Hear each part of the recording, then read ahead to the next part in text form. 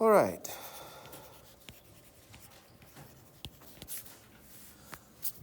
The first number is 1. Oh, wait, hold on. We probably don't need that, right? I'm sorry. All right, so scientific notation. Who remembers scientific notation? I'm not saying remember how to do it, but remembers of it. Raise your hand. Okay. Who knows how to do it 100%? You don't need me to talk about it today. All right, so we're good. I was going to talk about it anyway, even if 1 or 5 or 10 people put their hand up, but why do we use scientific notation? Does anybody know? It's because of the large numbers, like scientists, they mostly use it in space. Okay, it's like space. It's so far away. Or in biology because of tiny. Oh, tiny. Also, large or small numbers? Small negative numbers. Okay. Negative or positive? Because they cannot read it if it's right whole numbers. Yeah. They create a scientific notation. So it's, yeah, for large or small numbers. Because why? They're really long, whether they're large or small, right? So for example, we got 6, 0, 2, 2, 1, 2, 3, 4, 5, 6, 7, 8, 9, 10, 11, 12, 13, 14, 15, 16, 17, 18, 19, 20. This is the number we're going to use this semester. Yuck. Is that yuck? Okay, and we're going to use this just a little bit to show you why we can do something else, really, okay? But there's that many atoms in 1 mole of anything. We'll talk about this later. You don't have to write that down. We'll get there, okay? But right now we're just going to learn how to write this number so it's not so yuck, okay? Now, I don't know. I remember learning this when I was in elementary or lower school, and they says, okay, if you move the decimal to the right, it's a negative number. If you move it to the left, it's a positive number. Does that sound good to remember it that way? No, it's opposite of what it should be logically, right? So to the right, you're right, is always in the positive direction. So why do we call it negative? So I don't know, has anybody been taught that way? Okay, good. Yeah. Seems like when I was going to school, they just says, yeah, you just got to remember this stuff. But I don't like to teach that way. I like to teach to where you guys can make sense of things. And if you don't understand something, just ask. Please ask. Because if you ask questions, maybe it'll help me grow too. Okay, so, and everybody else. So, all right. I'm going to give you a few steps, and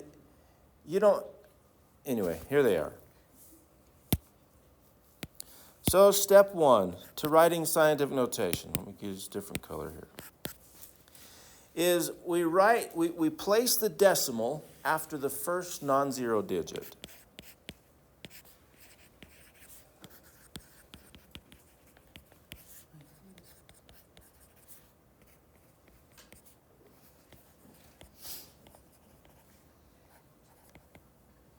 Now, let's try to spell differently.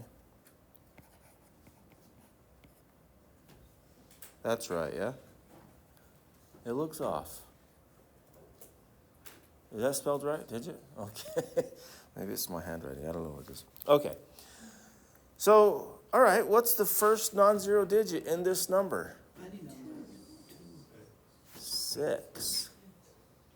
You with me? How do we know it's from the left or to the right? When we read from the left to the right. You with me? So the first digit is 6. You following? All right, so let's do that. 6.022. Should I write the rest of those zeros? No, the purpose is to make it shorter so that it's not so yucky. All right. Next step. is we're going to write times 10. Well, we got to multiply this number by 10 a lot of times to get that number, don't we? We don't want to change the value. We just want to change what it looks like. You with me? Okay, so we're going to multiply by 10.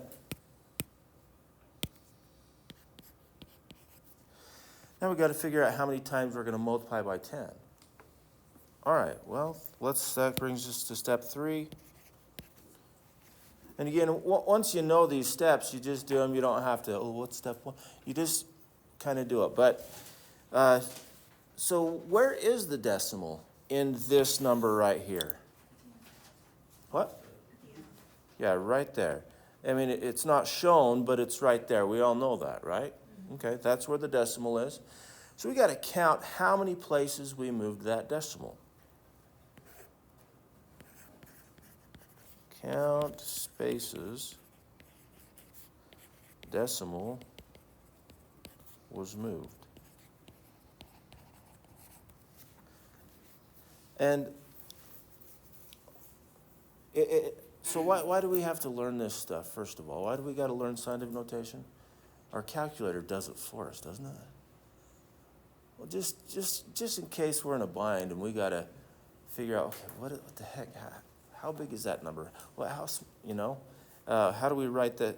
Anyway, because we'll be given it maybe standard notation sometimes, and we'll be given it most of the time in this class in scientific notation. You say, what does that even mean?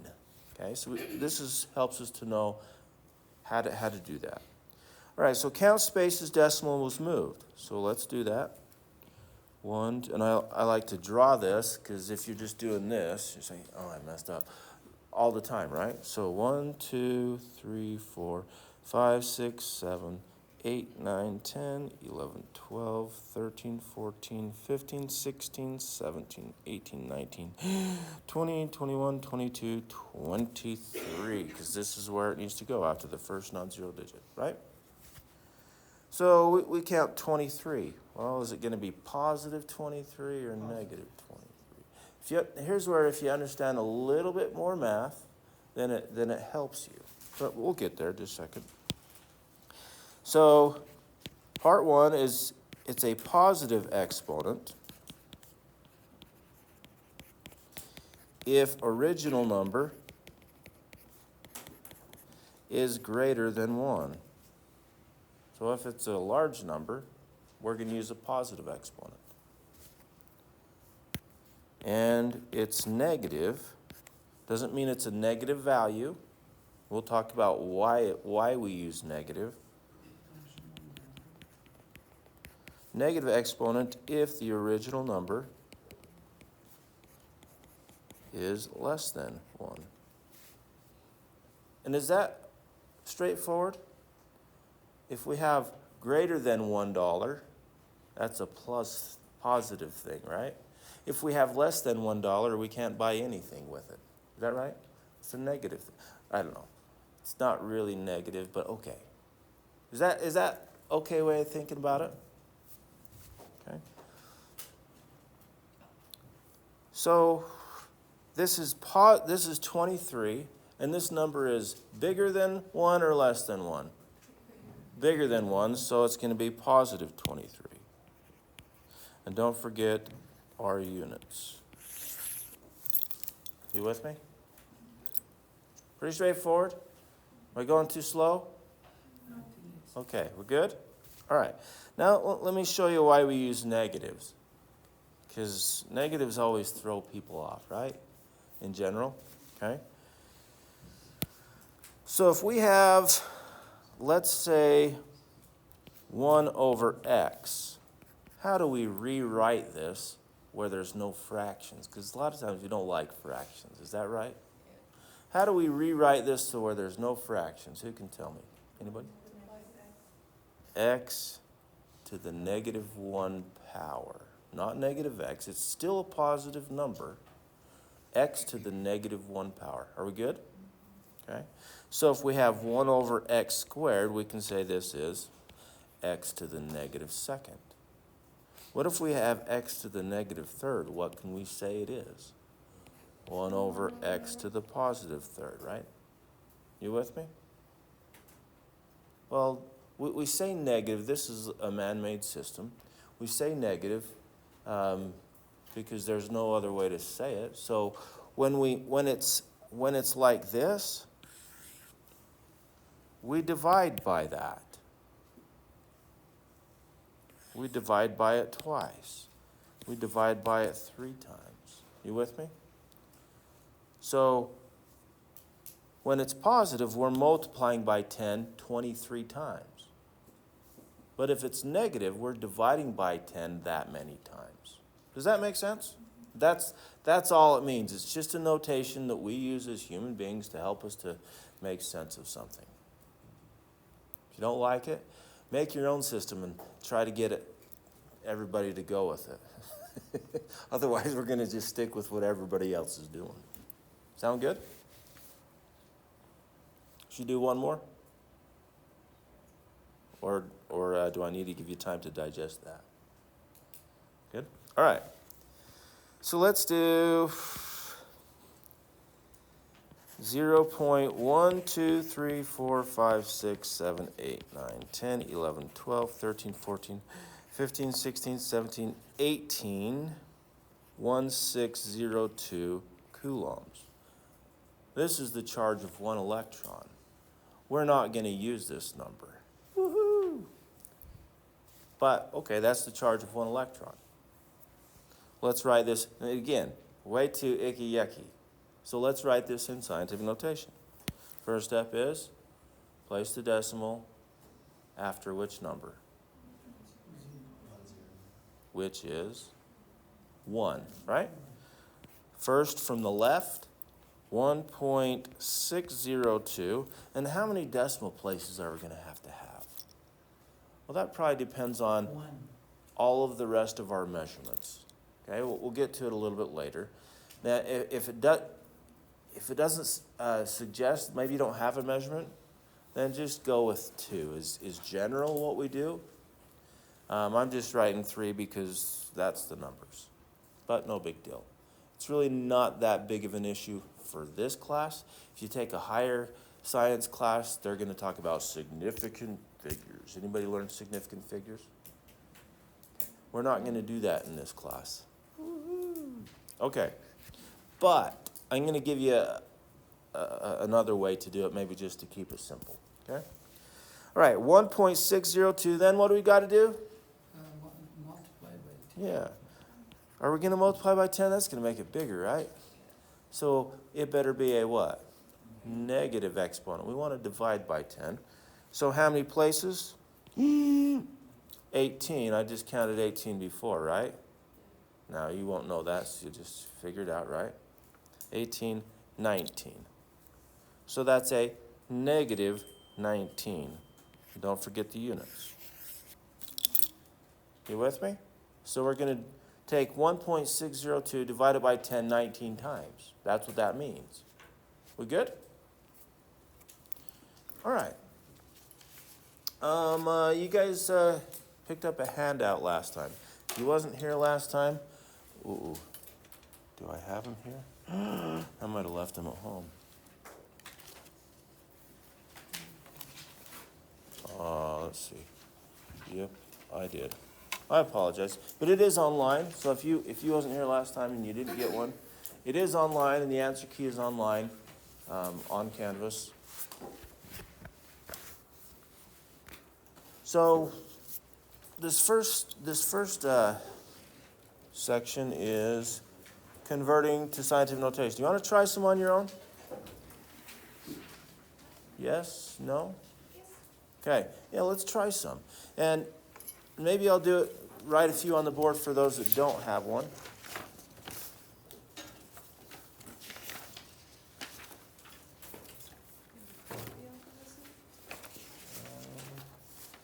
Yeah, you can just use it, and I'll just look it upside down there. All right.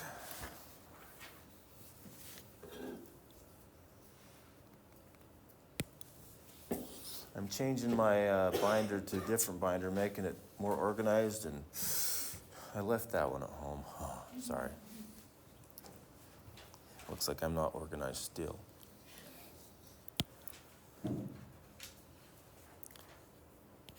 $93 million. Who cares about 93 million? That's how many miles there is from the Earth to the Sun-ish. Okay? You can just keep going, that's fine. Well, you're good. And that's just a random number. And maybe we should get some scientific notation and turn it back to regular notation, yeah?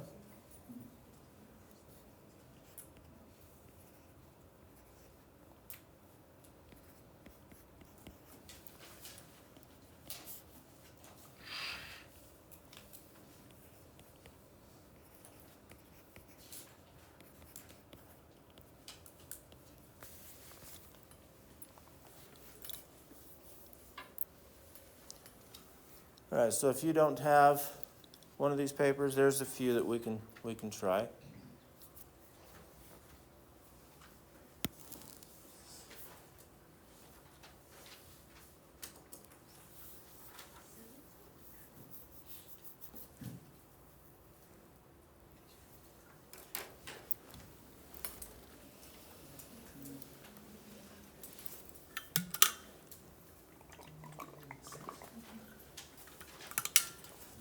Oh, I need to make an announcement. We came last time on Tuesday, and there was nobody in here before, like an hour before. And I set my hours from 9 o'clock to 10 o'clock, right? My office hours. And, well, this is my office. But today I came, so last Tuesday was the first day of SLIC for some classes, and came today, and there's a class in here till close to 9:50. So my office is going to be out there, and if you want to come early, on Tuesdays and Thursdays, probably both, is my guess. I haven't talked to the professor in here, but just so you know, I'm still here, just parked over there.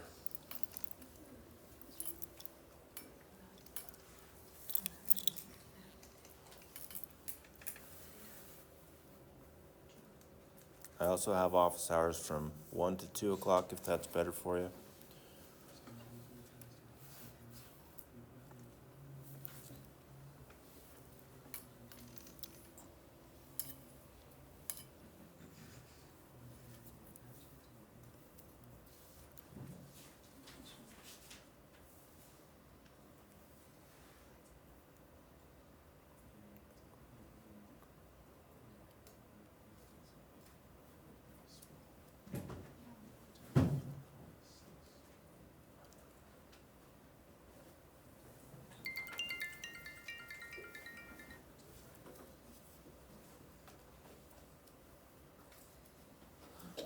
There's also some power cords in the back. I know that's a bad place to be, but, or if you wanted to sit here, we can stretch it out to here.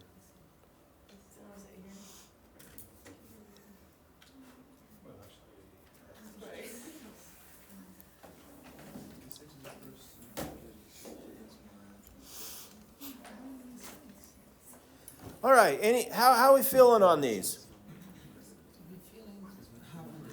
Half and half? Which half? You want to go over? 1.393. Okay, so changing to standard notation. Okay. All right, so we'll just start backwards. Start with the exponent. The exponent is positive. That means our original number is larger than 1, right? So we gotta move this decimal 5 places. Which way? The way that makes the number look larger than 1. Am I right? 0.0139. We move it so that so this is a 5. We move it 5 places so that this number is larger than 1 because it's positive 5. You with me? So we're going to count 1, 2, 3, 4, 5. That means we're going to add 2 zeros to the end. Whoops, there's not going to be a comma right there. That's what it would be.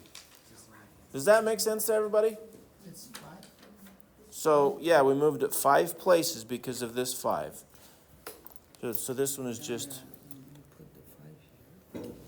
well, the 5 is right here, right? Down here. Positive 5, so we move it over to make the number look larger because it's positive. Good? And if it's negative exponent, then we move it to make the number look smaller than 1. Move it 3 places, 1, 2, 3. So we got 0.005892. If it's negative. It's not a negative number, but if it's a negative exponent, we move it so that the number appears smaller than 1, or that it is smaller than 1. Good? That's straightforward to everybody? Questions?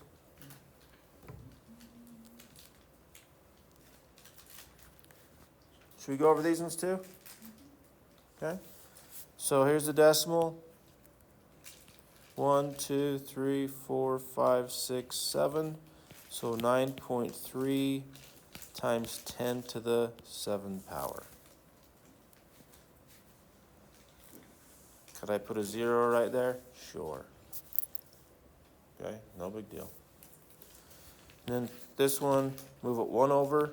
3.841 times 10 to the what? Negative 1. Good. Are we good? All right. Okay, let's move on to units.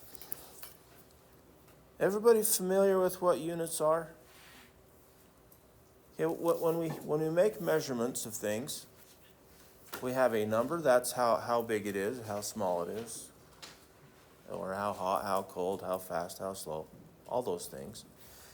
And then we have to have a label telling us, well, what are we measuring in, right? This is in feet or inches or yards or miles or whatever, okay?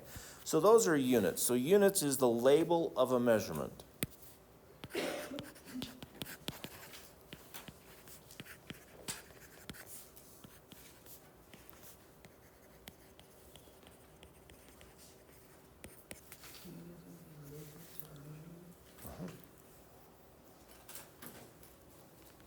I mean, in a math class, it seems like most of the time you just putting the numbers down. Kind of like we did with this, right? We didn't have any units here. It's all numbers, right? Practice. We're just practicing the math, so we did okay. Get rid of the units for now. That's what they do in a math class most of the time. But in science, or in real life in general, we got to know what we're talking about. You go to Home Depot and says, yeah, I need 5. Need 5 gallons of paint? Okay. No, I need 5 screws or whatever, okay? You got to tell us what you're talking about. This is not just science, this is everyday life, okay? All right. Now, there's a ton of units. We're not going to go over all the units there are. We're going to go over some of the main ones that we use for science. We call them the SI units, or a scientific or a system of international units used for science.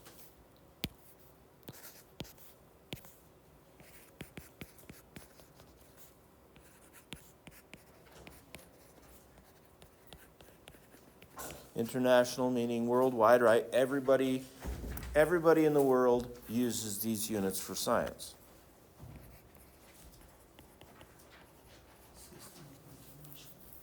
Okay? So SI, I should put in there units. Okay? And we're just, there's a lot of SI units. We're not even going to talk about a lot of them in this semester. So I'm just going to give you a few. So the SI unit for length is the meter, which is symbol is a lowercase m.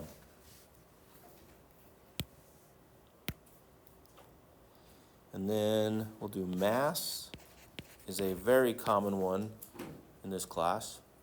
And here's the thing, this is crazy. The SI unit for mass is kilograms. In US, it's No, it's a pound, in US it's also kilograms. but it's always I hear pound. Yeah. Pound is a weight, is a force. And the SI unit of force is a newton. They're different. Mass and weight, they're different. In other countries, they probably don't measure their weight. Do you? Or do you just have your mass? I don't know. Do you measure your mass or your weight? They are the same mass. They're not the same. Mass. They are not the same. Mass is how much stuff you're made of, or how much stuff this pencil is made of, right? Oh, And your weight depends on where you are in the universe, how much gravity is pulling on you. gravity is everywhere. It is everywhere, but it's different everywhere. So you're going to weigh different, right? This weighs maybe a half a pound here on the Earth. You go to the moon, it's going to weigh less, Less but it has the same mass. has the same. Math, we should all be using mass. Forget about our weight. Then we wouldn't worry about, oh, got to watch my weight, right? Because we all have mass is much smaller numbers anyway. That'd be nice, right? Okay. I could say I weigh 200 pounds, or I could say I have 90 kilograms of mass. Yeah, that's way better. No, just kidding. All right. But anyway, so kilograms is what we use for mass. But most of the time in this class, we will use grams. We could also use milligrams or micrograms. So we got to know how to convert these. But this is the SI unit for mass. And then time, you're gonna like this one because we're used to this one. Seconds. Not minutes, not hours, not days, not years, but seconds. Lowercase s is the symbol. But we don't use that one a whole lot. Okay, the next one is volume.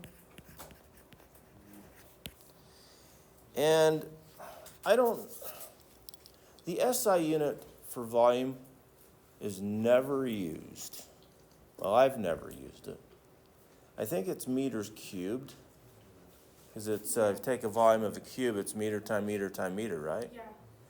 But most of the time we use liters, right? Even other countries, they use liters, right? When they get gas, they buy liters of gas.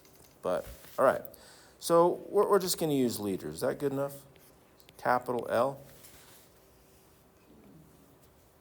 And I think the reason why it's capitalized is because it's a guy's name, I believe. I don't know for sure on liters, but usually if the unit is capitalized, it's because it's somebody's name. And the last one is temperature. What's the SI unit for temperature? Kelvin, good.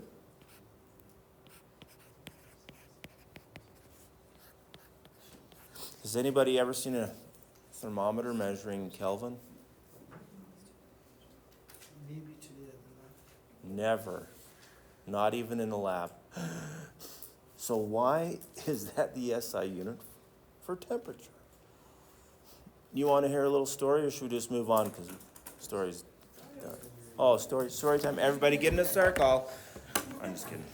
I'm sorry. Sorry about that. Okay. So,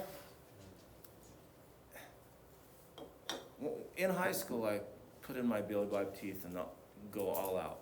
But I'm just going to tell you the story, okay? So there's a guy in the land of Celsius. Well, this is kind of corny, okay? So he's a tailor. You guys know what a tailor is, right? Yeah. They fit clothing to make it fit nice, right? And what he does first is he has to use the restroom, so I'll be right back. Sorry.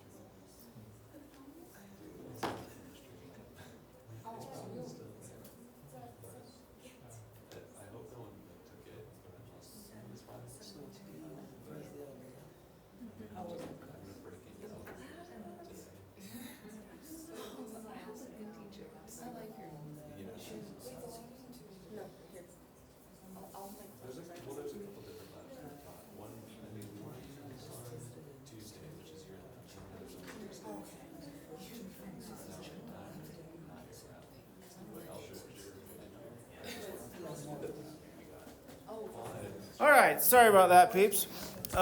Anyway, let's go back to the story.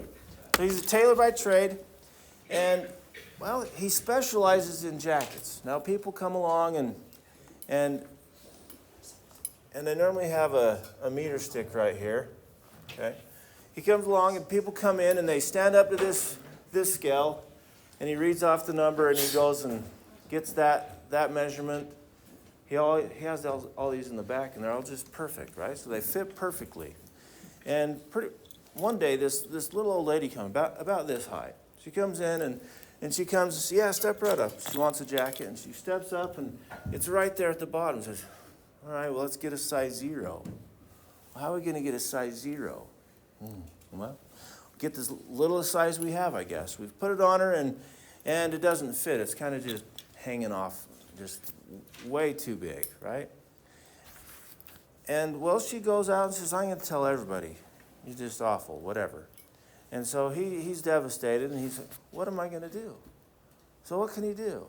He has this scale right here, and if you're smaller than that scale, you can't get a jacket. So what do we do?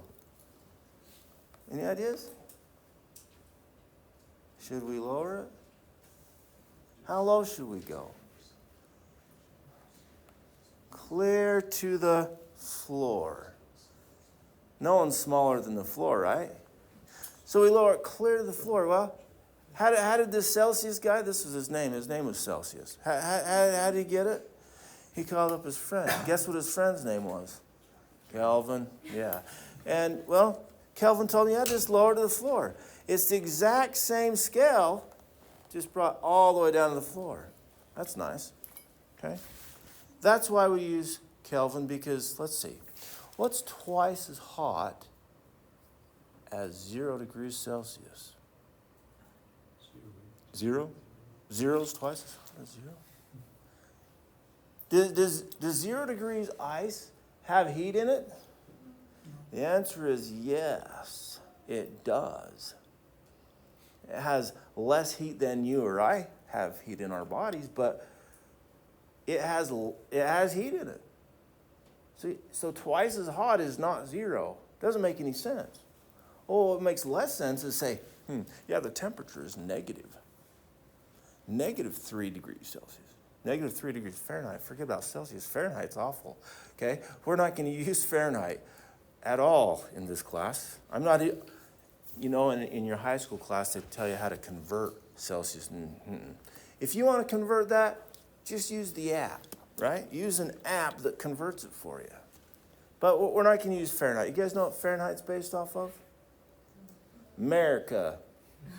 No, not really. But, and do you know what Celsius is based off of? Water. That's why it's such a great scale, because, well, how much of our body is water? Most of it. How much of this world is water? Most of it. A lot of it, right? And so water is a great scale. I mean, it's good to go off water. And so that's why it's such a great scale, and it worked. That scale worked really well for a lot of years. But then you get Kelvin. What's 0 Kelvin? When there's absolutely zero energy, zero heat. That's where there's zero heat. Not right here where we think is 0, right? So what does -degrees Celsius mean? Nothing. It doesn't make any sense, does it? Now, we all are used to it because we're used to it. Yeah, it's just below 0. Like, that's just what we do. So we know what it is. But if you think about it, it doesn't make any sense to have a negative temperature. It's kind of like saying, hey, get me a size 0, right? What do you mean? You can't have a size 0. Sometimes we wish we had a size 0, but okay. Are we good? All right, so that's why we use Kelvin, and we don't have a thermometer that measures Kelvin, so we got to convert it every single time. Should we do let's write out the conversion for Fahrenheit to Celsius, shall we? This is, yeah, you're going to want to know this. I can't remember it all the way. I might have this flip-flopped. Isn't that beautiful? It's something that looks like this. You don't write this down. This will make you dumber than smarter. No, I'm just kidding. I'm just teasing. Does anybody want to use that? Yeah, me too. Let's not use that.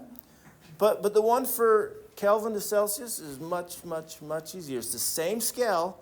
So if we have 0 degrees Celsius, that's the same as 273 Kelvin. If we have 100 degrees Celsius, 0 degrees is the freezing point of water. 100 degrees is the melting point of water. It's a great scale, right? It looks beautiful numbers. And what is it for Kelvin? For 100 degrees? 373 Kelvin. Just add 100. Easy. So the formula, and you will be given this, so on this reference sheet that you picked up, this is what you get on every exam, both sides. And on the back side, this formula is here. So the temperature in Kelvin is equal to temperature in degrees Celsius plus 273. And does it say 0.15? It does. I don't care if it's not 0.15. I mean, all the answers are multiple choice, and so if it's off by 0.15, you can probably see, right? I know. Your call. What if you want to go the other way? What if we want to solve for degrees Celsius? Then we subtract 273.15 to both sides. And we get degrees Celsius equal to Kelvin minus 273.15. So if you know basic algebra, you can get to the other one if you need it, right? But generally, this is the one we use, because we don't have a thermometer that measures in degrees Celsius, Kelvin. So we find it in degrees Celsius, then convert it. What is Yeah? It's K equal to CT. What's that? What's after C? Is it T or 1? Oh, this is the plus sign. Sorry, that's a plus. Yeah. Okay. We good? All right, so that's good. Now, Any questions on the SI units? There's more of them, but that's a good start.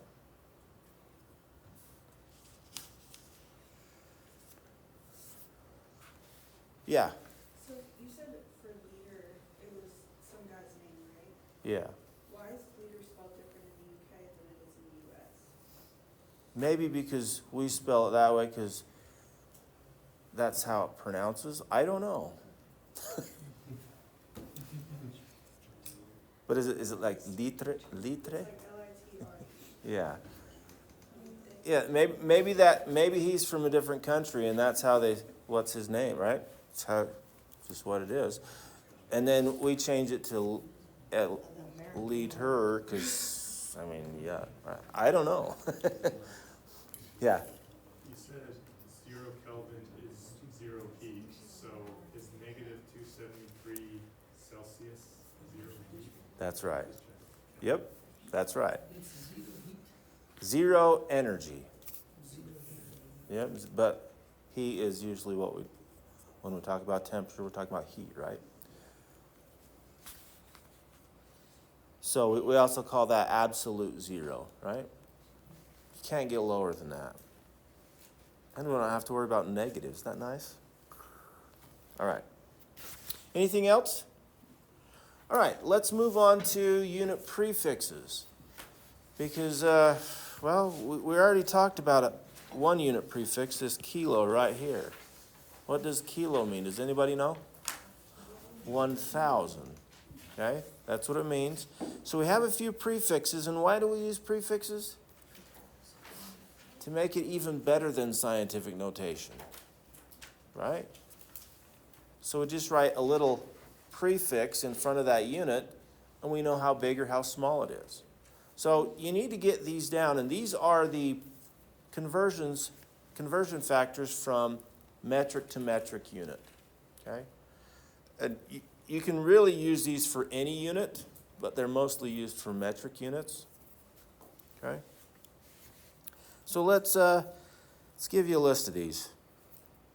And I'm just going to give you a reference sheet. So if you don't want to write this down, you could probably go to Google and type in unit prefixes and then print it out and stick it, whatever. But if you write it down, that might be a good thing, right? Okay. But I would get these down. These are good for everybody to know, even if you're not going in medical, right? Everybody. That way you know what's going on. All right, so the base unit, we'll just put right in the middle. So let's see, we got, just so that you can do it in your notes better, we got 1, 2, 3, 4. So you maybe make 4 blank lines and then write base. That way your notes look better.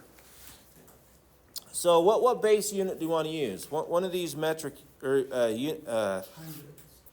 meters, grams, seconds, liters. What do you want to use?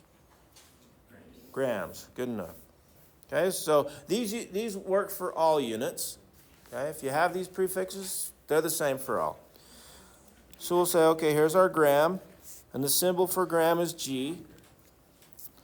And the value of the base, we'll just say, is 1. Now, what's 1 written in scientific notation? 10 to what power? 10 to 1 power is 10 times, it's 10, that's, negative 1 is divided by 10. 0. It's like, oh, that done. Okay, yeah, it's weird, right? Okay, so we got 10 to the 0 power, which means 1. Okay, so this is the scientific notation part. This is the standard number, and the symbol and the name of the unit. You following? All right, so let's go higher. Let's go kilo, lowercase k, kg, and we just talked about it earlier. Kilo is 1,000. And so what's 1,000 written in scientific notation? 10 to the 3. Move the decimal over 3 places, right? It's a positive, right? You following? Okay. And then next one higher than that is mega, like megamind. Wait, no. Megagrams, okay? And mega is 1 million. You see the trend here? The pattern? We're just going up by 3 each time. Can you do it to each? Yeah, question, Chad. And so the M in mega is capitalized, so we Yes. use it for milli. That's right. M is capitalized, yep. And we use capital M for something else in this class later on, but we'll get there. We should probably use a different, we should probably start going to what? Greek letters? Yeah, we do that. Okay. Next, let's do, what's after mega? Bigger. Bigger? Yeah, bigger. No. You guys want to hear another story? Or are you guys storied out? When I started here at Salt Community College a long time ago, back in 1999, I think, a long time ago, then I was taking an English course, English 2010, and, well, what do you do in that class? You're right. It's a writing class, right? Well, you actually type, but so I typed all of my papers and stuff, and you got to save them, right? Because you don't want to type it again. So man, back in those days, there was some high tech. Got this little card. It was like this big, like this thick, and all you had to do is slide that in the computer, and you save onto it. Nice, really nice, until you leave it out in your car on a hot day. And then it melts it, and you lose all your junk. Or you bring it by a magnet, and it just wipes everything. It's like, oh, my work. And so I decided to invest. I went to, where do you go to get more technology? Best Buy, right? Or, no, maybe it was Radio Shack. Back in the day. I'm not that old, but I just kidding. So you go to Best Buy, and they had these, beautiful. It was like this big, little stick. Green and blue, and you plug it in your computer, and it starts flashing. It's like so cool. Flash drives, right? I don't know if they flash anymore. But do you know how big? Do you know how much space those do you know how much space that disk held? 4 megabytes. Oh, you know how many papers you can put on that? Living the dream, right?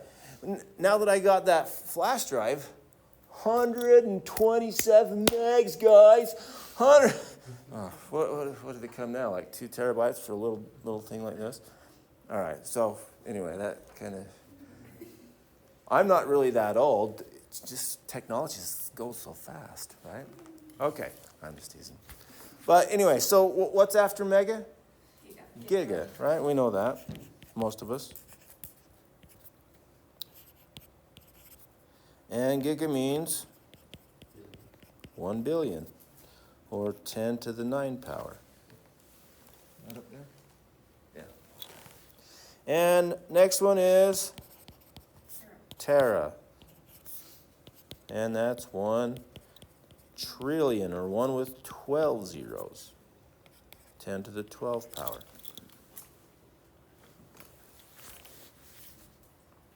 Are we good there so far? All right, now let's go lower, smaller. There's other ones that I'm not talking about because we never use them. Yeah. Well, that's my question. Like, what would you do if it was like in the 10,000s, where it's like between the Deci. Deci? It's deci. So there's just units for that. Yeah, the prefix is deci, and there's one for 100, and that's hemto, hecto, I don't remember. Why? Because no one uses it. So let's not worry about it, right? But yeah, there are some, and you can look on Google if you want to know them. Okay? So centi, little c. Normally you don't hear it in centigrams, mostly centimeters, right?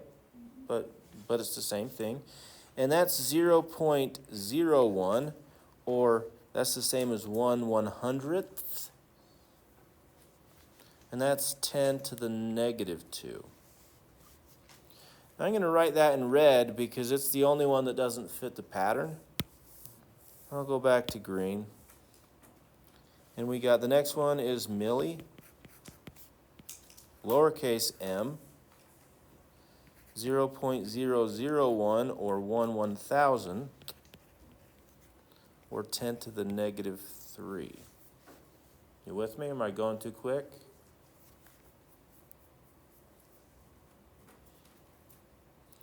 Okay, the next one is micro.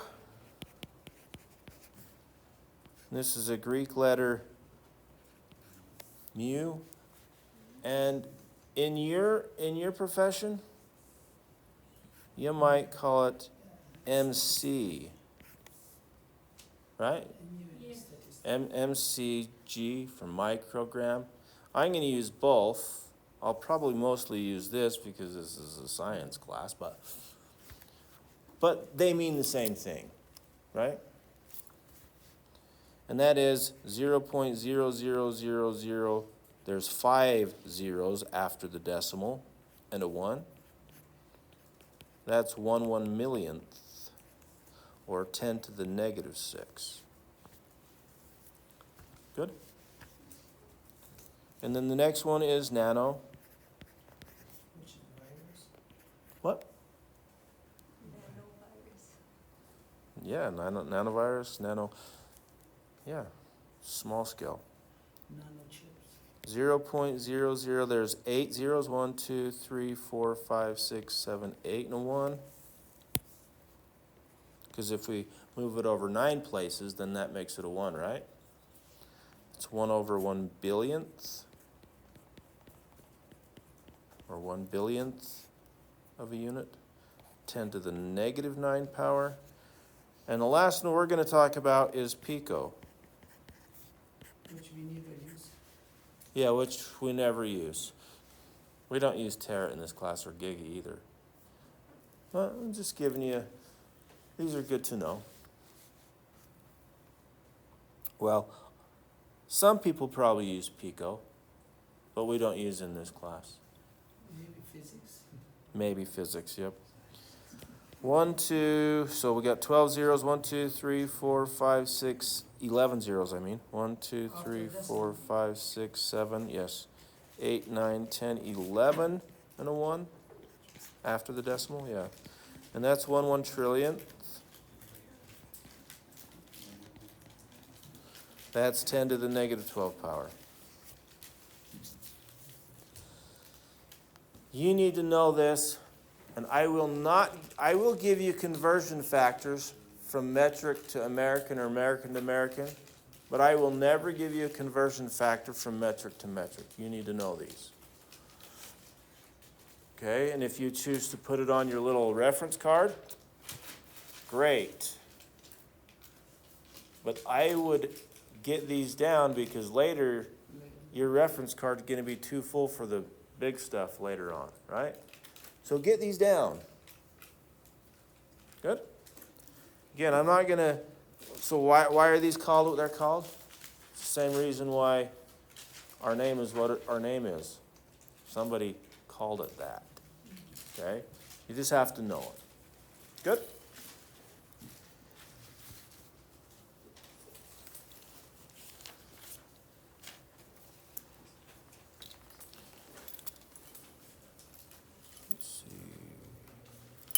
So on the worksheet, I need to change these because that's basically, if you just use this worksheet right now, all you do is check and write it, and check and write it. And so it's like, You need to, before you do this, I would try to memorize these and then do this.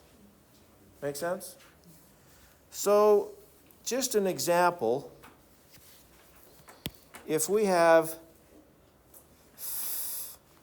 4.97 times 10 to the 7 power, and let's say this is grams, what can we call this?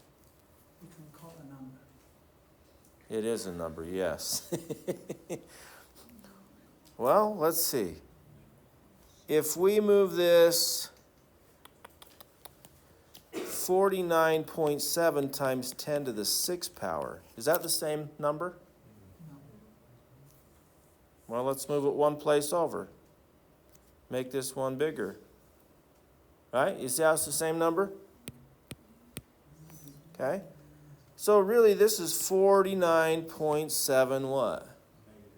Megagrams. So we can write that instead of that. It's just another way to write it, make much more simple, right? We good? But then we got to know what that means. If you know what that means, much simpler. If you don't, it's like, hey, Chinese, right? I say Chinese because I don't know Chinese, right? If that's what you know, then sorry. Okay. Okay, any questions on units? All right, the next is significance. Now, we're not going to talk about sig figs or significant figures. If you want to know about them, you can look them up, and I think they're probably even in your book, online book. You can learn about them, but for this class, we're not going to do this. Here's what I'll say for significance. Never, ever round a measurement.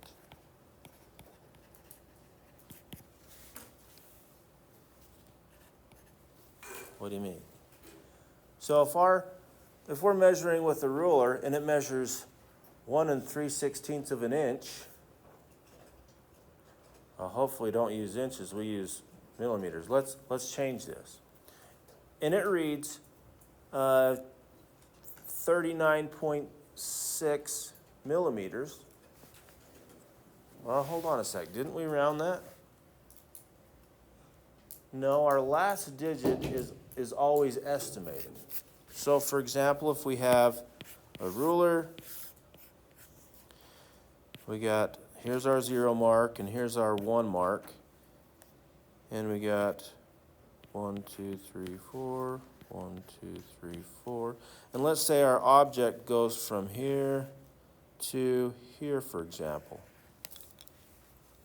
Then that's going to be 1, 2, 3, 4, 5, 6, 7 and a half, right? Is that exactly a half? Probably not. So we'll just say 7.5 millimeters. Or whatever it is, okay? So this one is significant because we're just doing the best we can. But we're not going to call that 8. This is what I don't want you to do. Don't round a measurement. You following? Okay. On the other hand, always round a calculation.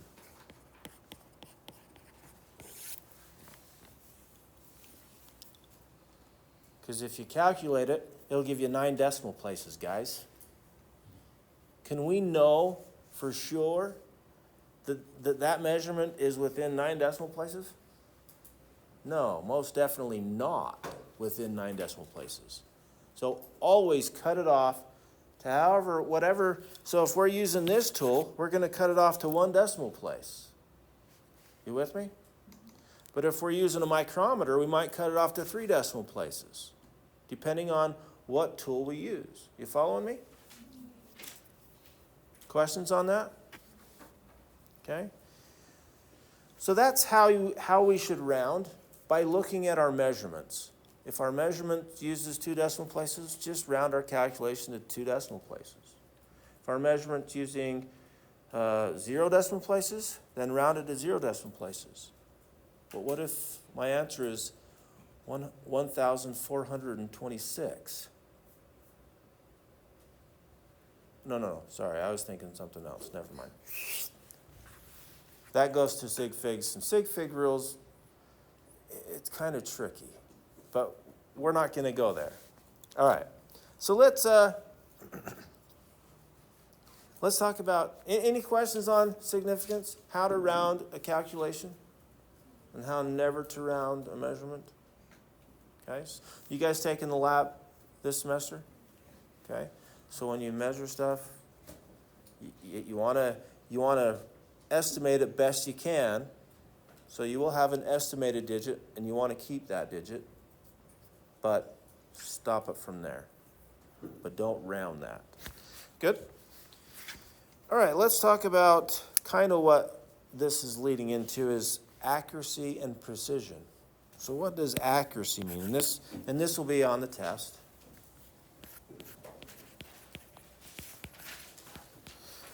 Accuracy is how close our measured value is to an accepted value or a true value. Okay?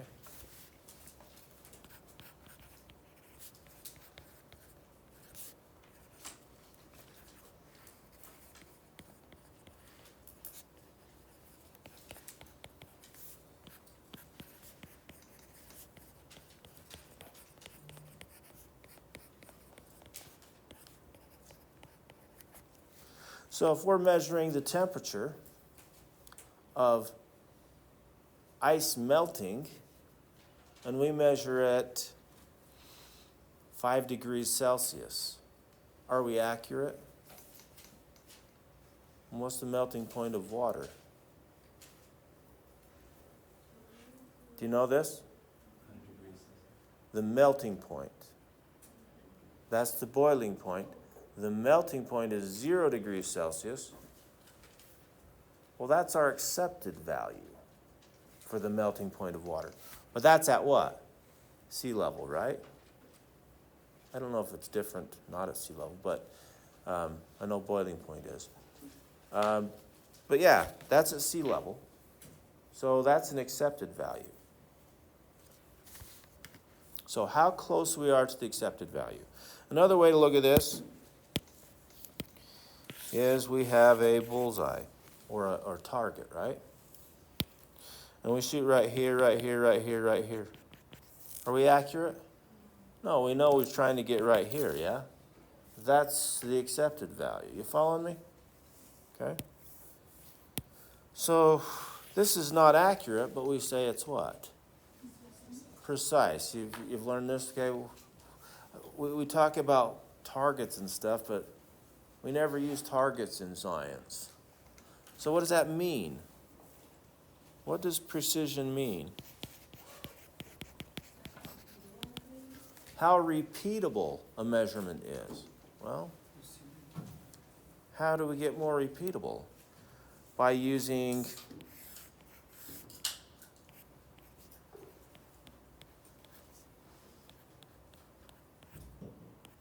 that ruler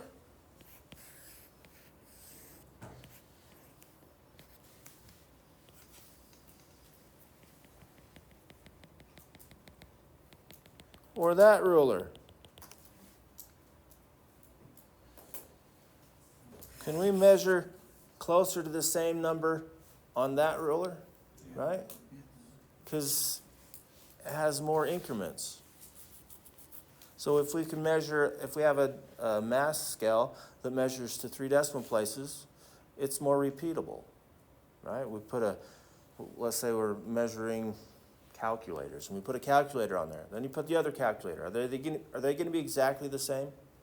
No, but if we have one that's more precise, if we have a measuring tool that's more precise, measures to 3 decimal places, they're going to be all really close together, right? But if we have a mass scale that measures to 0 to the nearest gram, we might get one that's 50 grams. We might get one that's 45 grams, right? It might round differently, and it's going to be farther off. Does that make sense? Repeatable? Okay. So how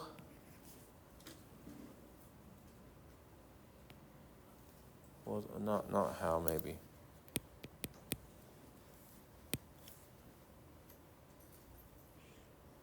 How repeatable the measurements are, I guess that could be work, right?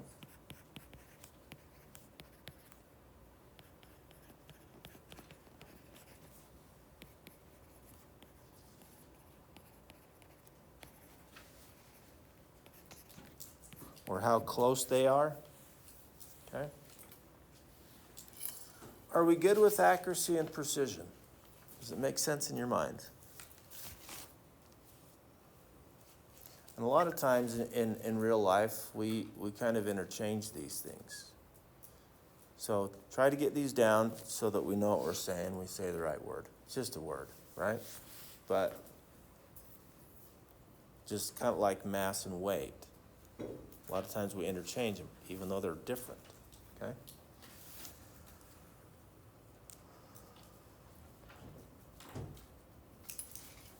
Any questions so far? Oh, man, we took way too long on that part. Sorry. All my stupid stories, huh? Okay. Okay, we got about 5 minutes before a break. Let's start with dimensional analysis. Here's the good stuff, guys. Get this stuff down. We're going to use this for the rest of the semester. If you struggle with this, you'll struggle the rest of the semester. Let's get this down. Really what dimensional analysis is, that's a yucky word that means analyzing with units, making sense of something with units, okay? Solving problems with units. And that's basically what we're going to do. Now, I can tell you, okay, why don't you convert 256 inches into feet? Can you do this? Most of us can do this. I mean, if we're not from America, then maybe we don't know that off the top of our head, but most of us can do this. And I don't need to tell you how to do it. Is that right? So tell me, how do we do this? Oh, divide by 12, right? Was it divide or is it multiply? Divide? Okay. You ever do that? Say, okay. But if we use dimensional analysis, we will know we are doing it correctly. We don't have to have some formula. We just know. Okay? So do it this way every single time. And I get students that will try to make shortcuts just so that they don't have to do as much work. It does not work. You're going to struggle. You're hurting yourself in the end, okay? So let's start with, so this is dimensional analysis.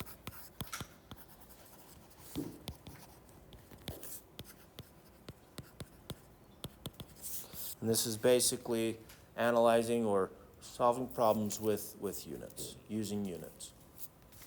Okay, and I'm not going to test you on that definition, but here we go. So what do we have to know to be able to convert this? That 12 inches is equal to 1 foot. You with me? Okay.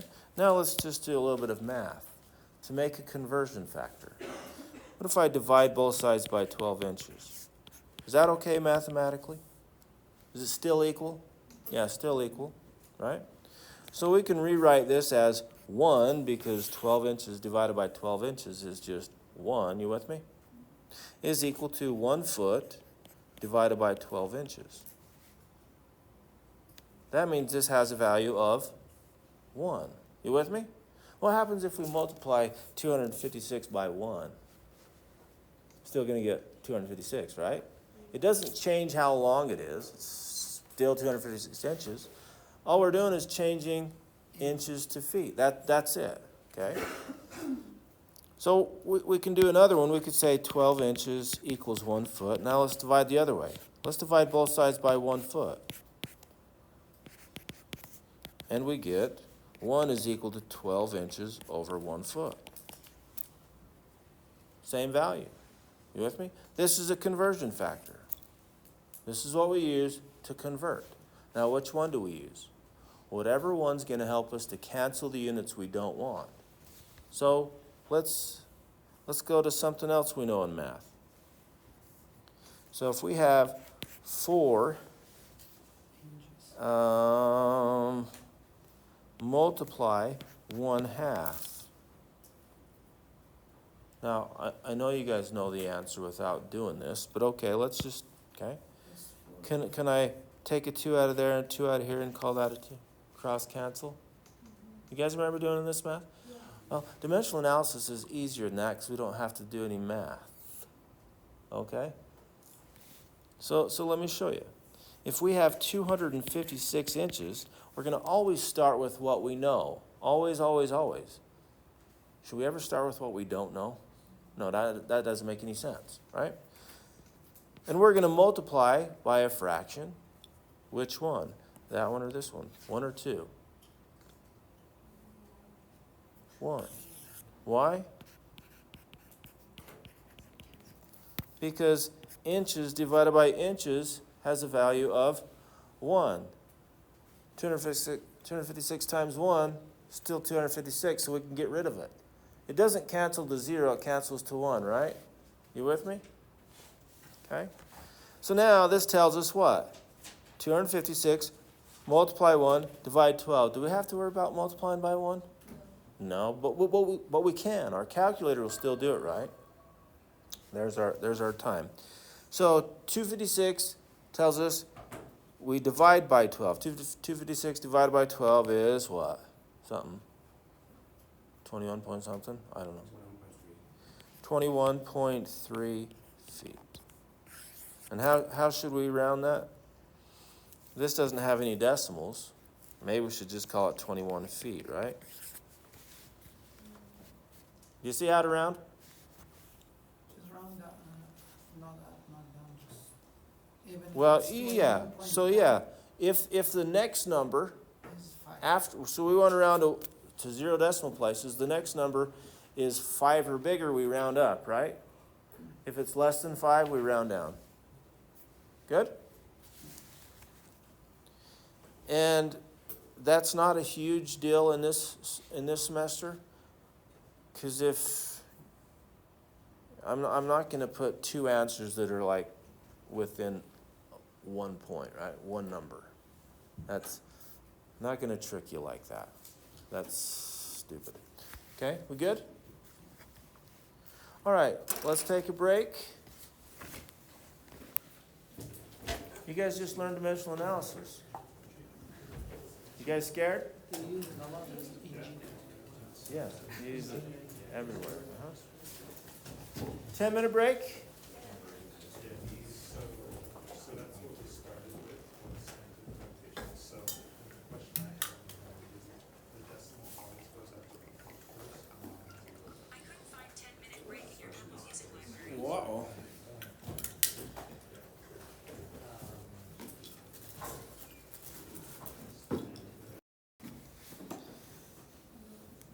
So we could use formulas to calculate density, right? Density equals mass divided by volume. But here's the problem with formulas. Let's say we want to know the density of gold. And let's say the mass is 30 grams and the volume is 3 centimeters cubed. I'm just picking these numbers out of my head, guys. Probably not gold. Okay? Then if we want to find the density, it's just mass divided by volume. So 30 grams over 30 centimeters cubed. And we got what? 10 grams per centimeter cubed. You with me? Done. But what if this is a multiple choice test and all of the units were kilograms per liters? Is this the right answer? No. Okay? So it's great when it all works out, but in real life, does it always work out? No. So this is where dimensional analysis comes in pretty slick. It's pretty nice, okay? So, I gave you one formula for Kelvin to Celsius or Celsius to Kelvin, that one you can't use dimensional analysis, right? It's just add 273 or subtract 273, that's it. But all of the rest, we're going to need to use dimensional analysis, and we don't have to worry about any formulas, okay? So let's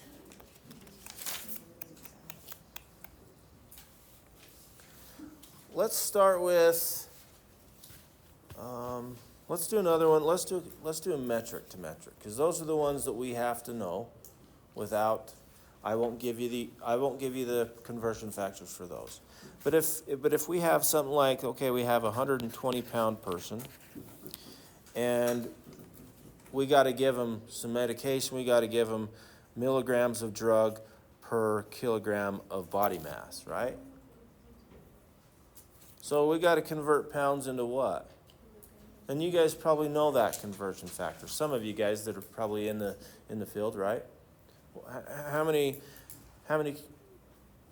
pounds is 1 kilogram? 2.2. And that's a common one that you probably need to know. But I will give you that one. So 1 kilogram equals 2.2 pounds. I'll give you that. But I will not give you kilograms to milligrams or kilograms to grams or whatever. You have to know that. Good? So let's do, any questions on that? Should we convert it? Okay. So 120 pounds, and well, since these are the same, then we can either do 1 kilogram over 2.2 pounds or 2.2 pounds over 1 kilogram, right? So that's the conversion factor. Do you have to write that down literally? No, if you can see that, you just do it. So what unit goes down at the bottom here? Pounds. We want pounds to cancel, so you just put it on the bottom because this is on the numerator, right? Because really, what's underneath that 120 pounds? Oh, 1. Do we have to write it? No, but it's there, okay? So pounds will cancel. So we got to go pounds to kilograms. The unit that we're usually looking for goes on top, right? Okay, so that's it. So now we put our numbers in. 1 kilogram to 2.2 pounds. Or we can just say, okay, I'm going to use that one. Your call. Okay? And then we can see pounds goes away.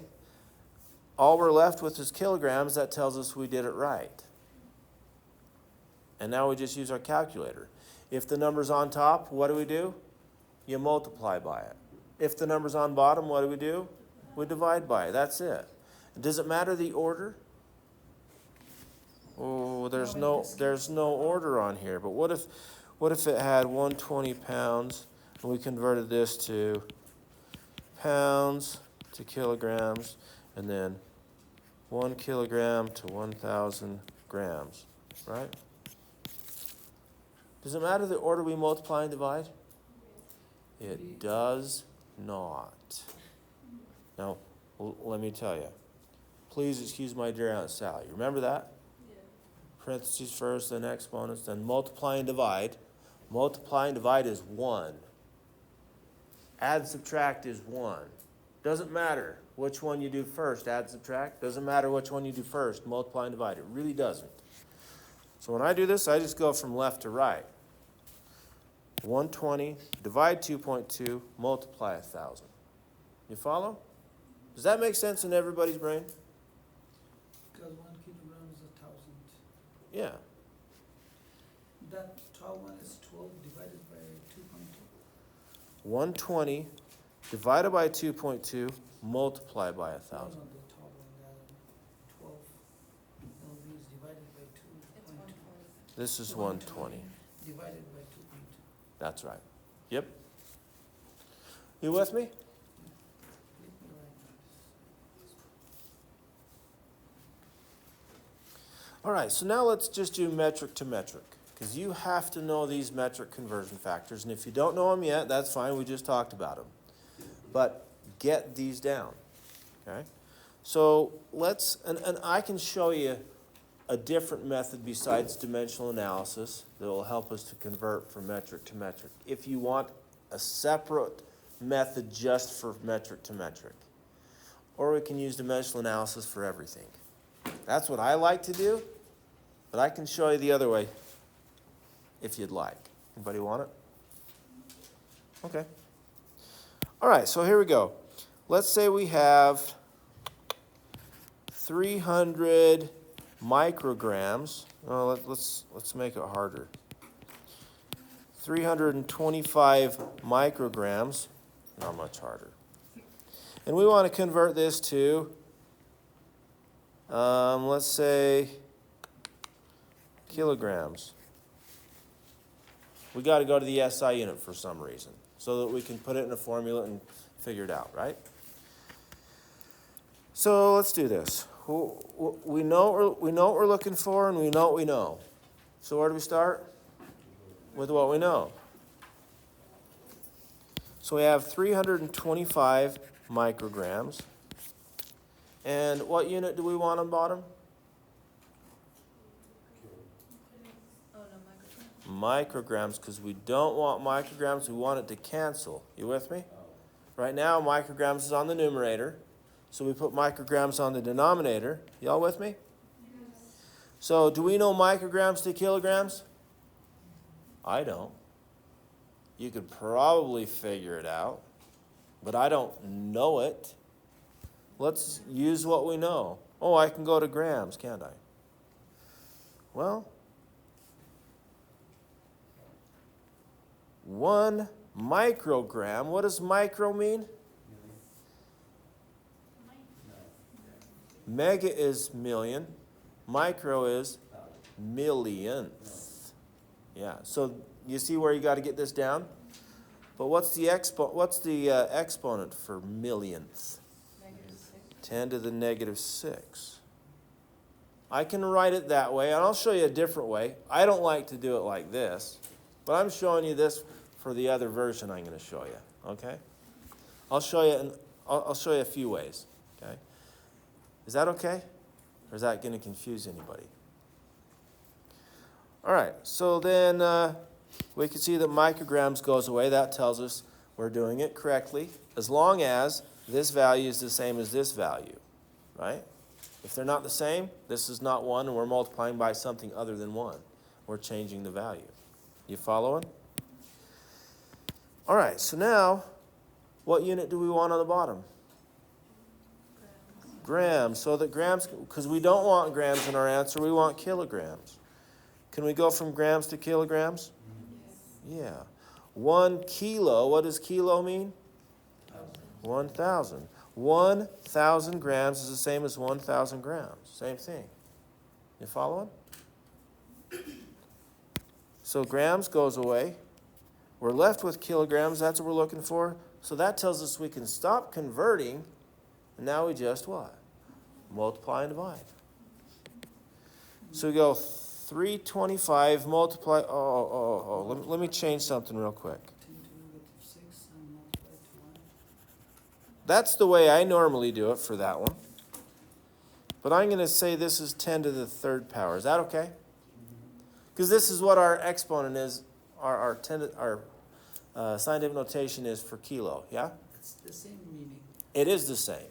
But I'm just showing you this to prove a point here. It's all the same. It doesn't matter what method you use. So when I do this, this is the way I do it. 1 gram is the same as 1 million micrograms. Is that the same as this? Remember, if we want to change this to be a positive exponent, we bring it on the bottom, right? Same thing. And then 1 kilogram to 1,000 grams. That's exactly the same thing. Okay? And that goes away, and that goes away. We're going to get the exact same answer, whatever way we do it. I like to do it this way because it's easier to type in my calculator.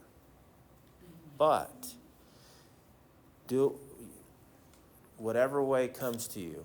right? Do it. Now, do you guys know how to type this in your calculator? Let me show you. So I will show you right up here. So we go 325, then you push the multiply button, right? Because that's this. And then you're going to push 10, then the caret button, then the negative button, then 6. If you get your calculator out, you can try it.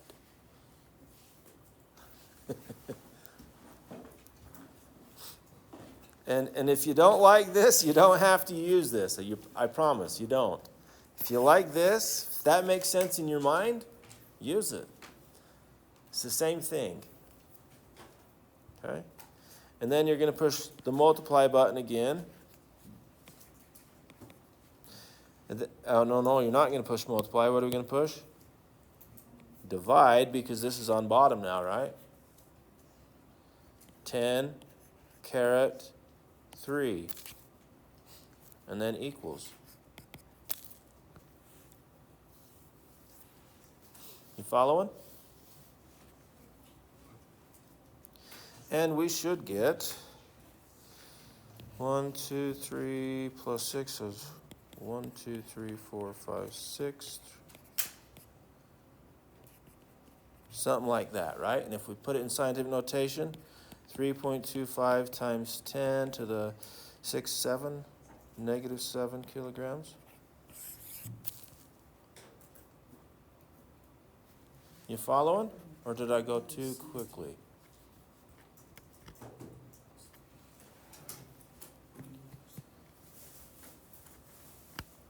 Did you all get that in your calculator? But a syntax error. Okay. So, if you need help with your calculator, you can stop after class and I can show you. Okay? Unless there's a lot of people with that same problem. All right. Now, that's dimensional analysis. And I'm sure that's kind of, it's because we don't know our prefixes yet, right? And again, I do it this way because I don't like plugging those exponents in my calculator. But it doesn't matter the way you do it, just make sure it's correct, right?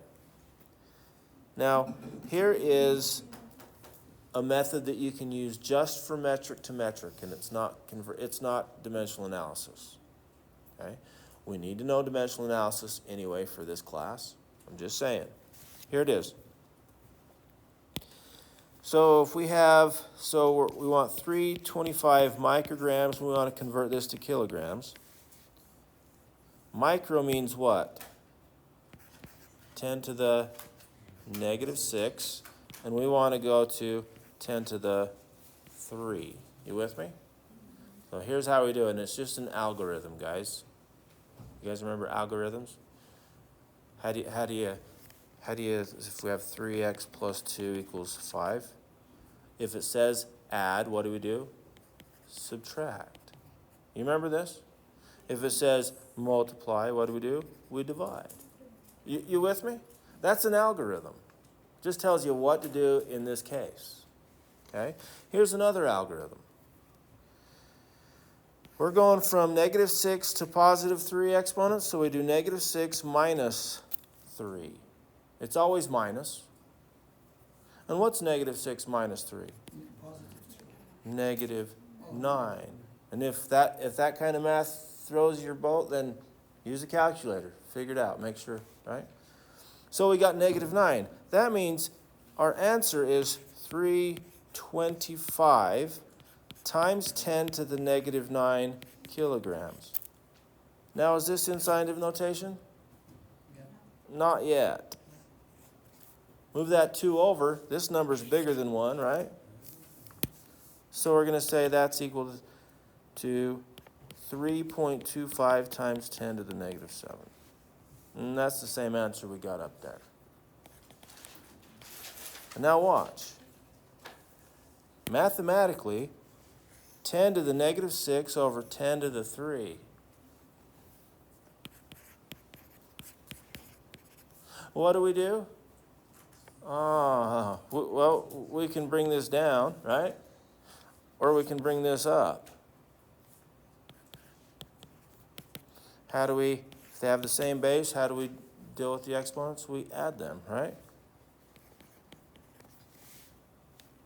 It's the same thing.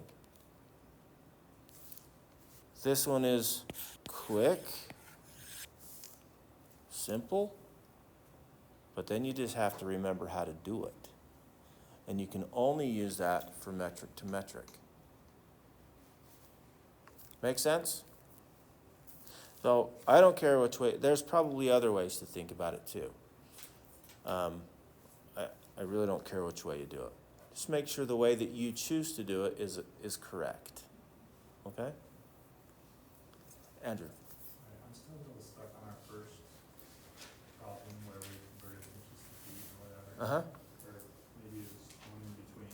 You said it doesn't matter whether we divide or multiply or in what order. Oh, in order. So, yeah, right up here. So I can go, so in your calculator, just try this in your calculator just to make sure you're good with it. You start with 120 because that's what we know, right? I can multiply by 1,000 first and then divide by 2.2. Sorry, I didn't make that straight. Thank you. Or I can divide by 2.2 and then multiply by that. It doesn't matter which one you do first. That's what I meant. Thanks for making that.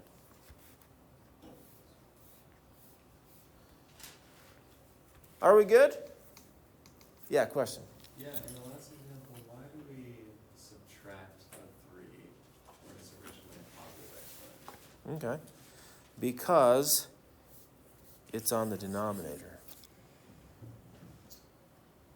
And so if we have, and here's the rule of math, if we have x cubed over x squared, it means x3 minus 2, which is x. Or we could just do that, right?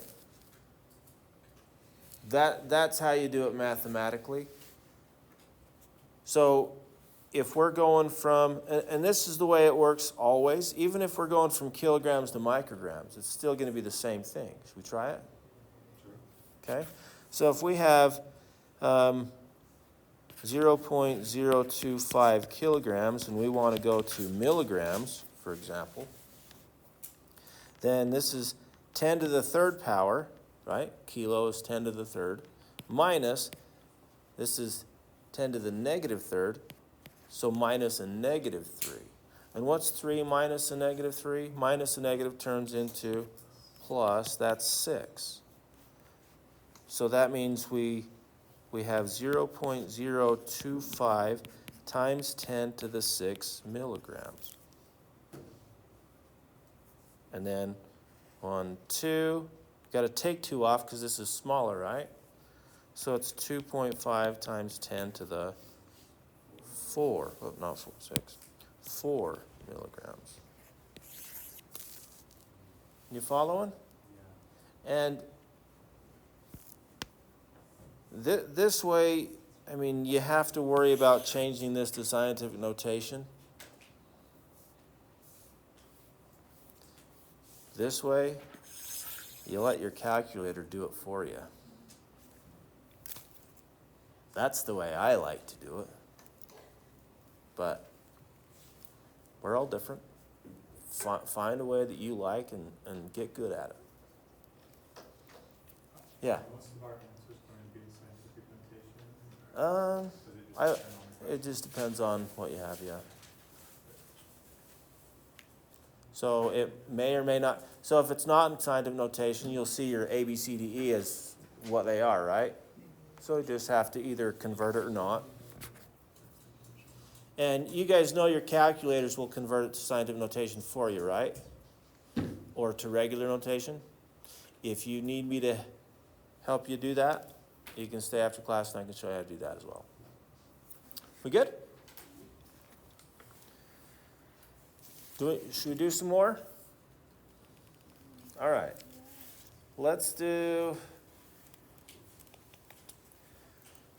Should we do some more non-metric to metric, or do you want to do another metric to metric?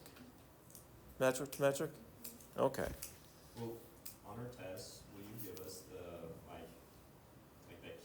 I will not. You have to know that.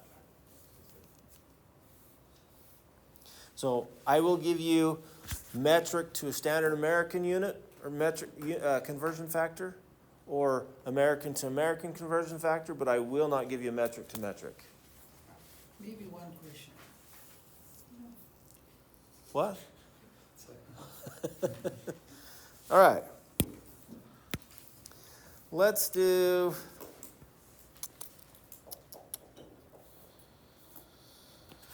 2.9 miles, and let's convert that into, oh no, we're just going to do metric to metric. That's right. Let's do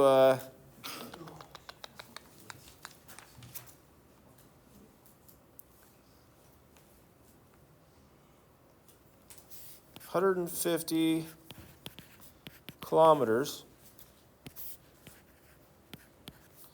into nanometers. Why not? We'll probably never do this, guys, but okay, we can still do it though, right? So which way do you want to do it? Dimensional analysis, or the way that only works for metric to metric? Metric to metric. I got one metric to metric. Dimension, which is here in example. Dimensional analysis. It doesn't matter which way you do it. It really doesn't. Or Yeah. But you need to get good at dimensional analysis anyway. So can we do dimensional?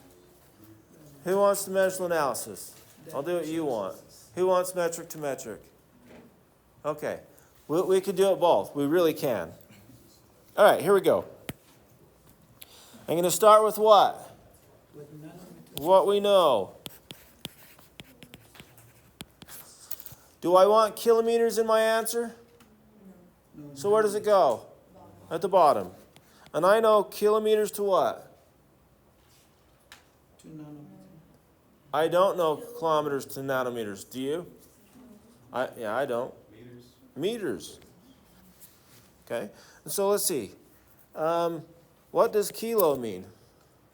It means 1,000. So 1,000 meters is the same as 1,000. And I could use 10 to the 3 if I'd like, guys.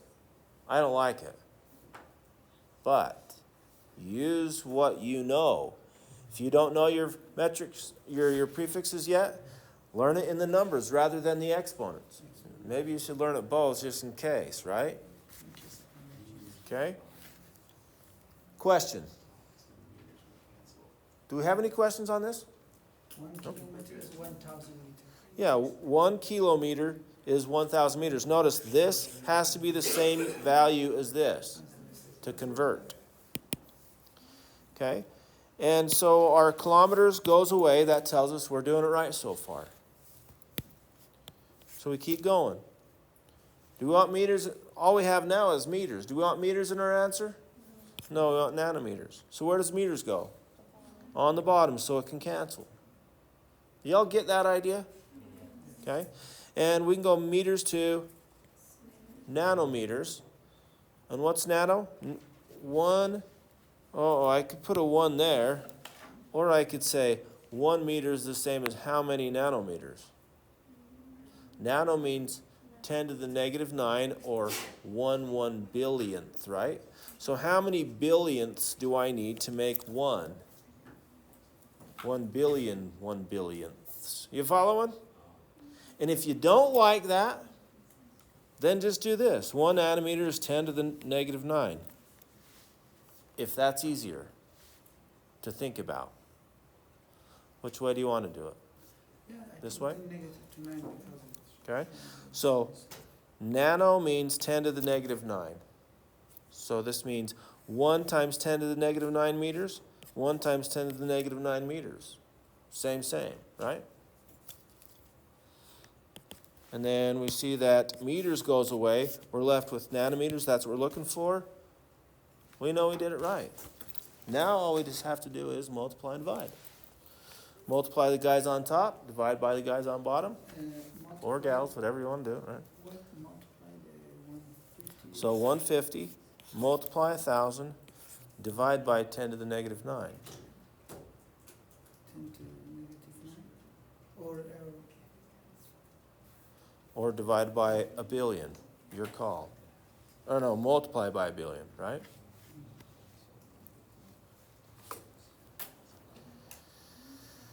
And we get 0.00015. I might have done that wrong in my head.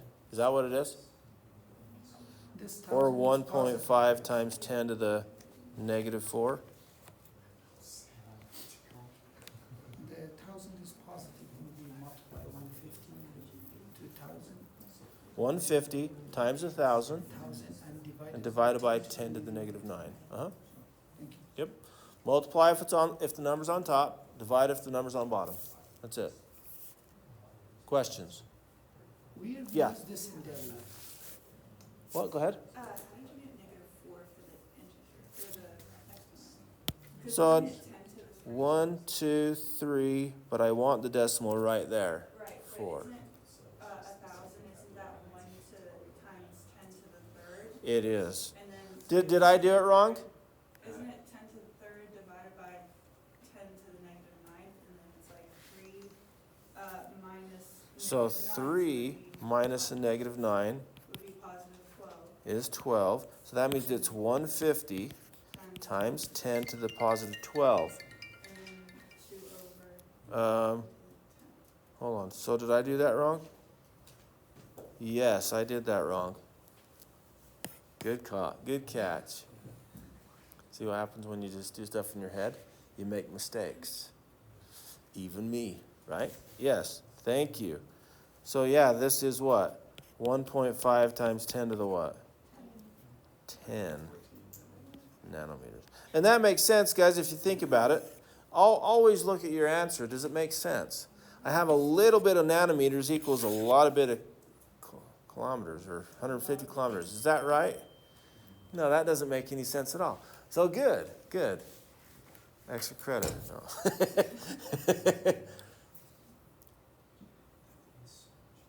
So yeah, don't just get doing the stuff and just, okay, I got the answer, I'm done. We converted this to scientific notation. How do you convert this to scientific notation? Okay, so I'm going to show this one step at a time, guys. Here we go.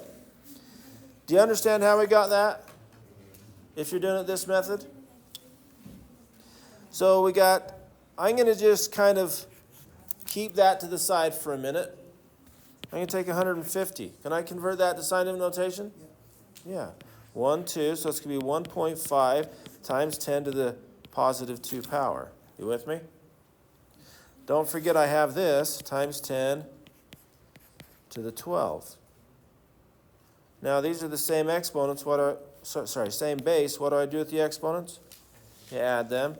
So it's 1.5 times 10. Did I do something wrong? This should be 14. Oh, I made 2 mistakes. It's a good thing we're checking ourselves, right? Whoa, I'm batting 1,000 here on making mistakes, guys. Did I confuse anybody? Yeah. Sorry. So here's the thing, guys. Decide which way you're going to do it and get good at that way. Okay? And use a calculator, whatever way you use. Because if you try doing your stuff in your head and you're a little bit scatterbrained like me, you're going to make mistakes. Yeah, Emma. So all of these are only from metric to metric? If you do it this way. If you do it this way right here. And does that still consider dimensional analysis? I mean, Dimensional analysis that will fraction? it's the math is the same, but dimensional analysis is this. So I messed up on dimensional analysis. I also messed up this way, guys. It's numbers. You can mess up either way. I did that on purpose, by the way. I'm just kidding. So yeah, the real answer is this. Took us 3 times to get it. So what does that tell you? Measure twice, cut once, right? Measure 3 times, cut once. Okay.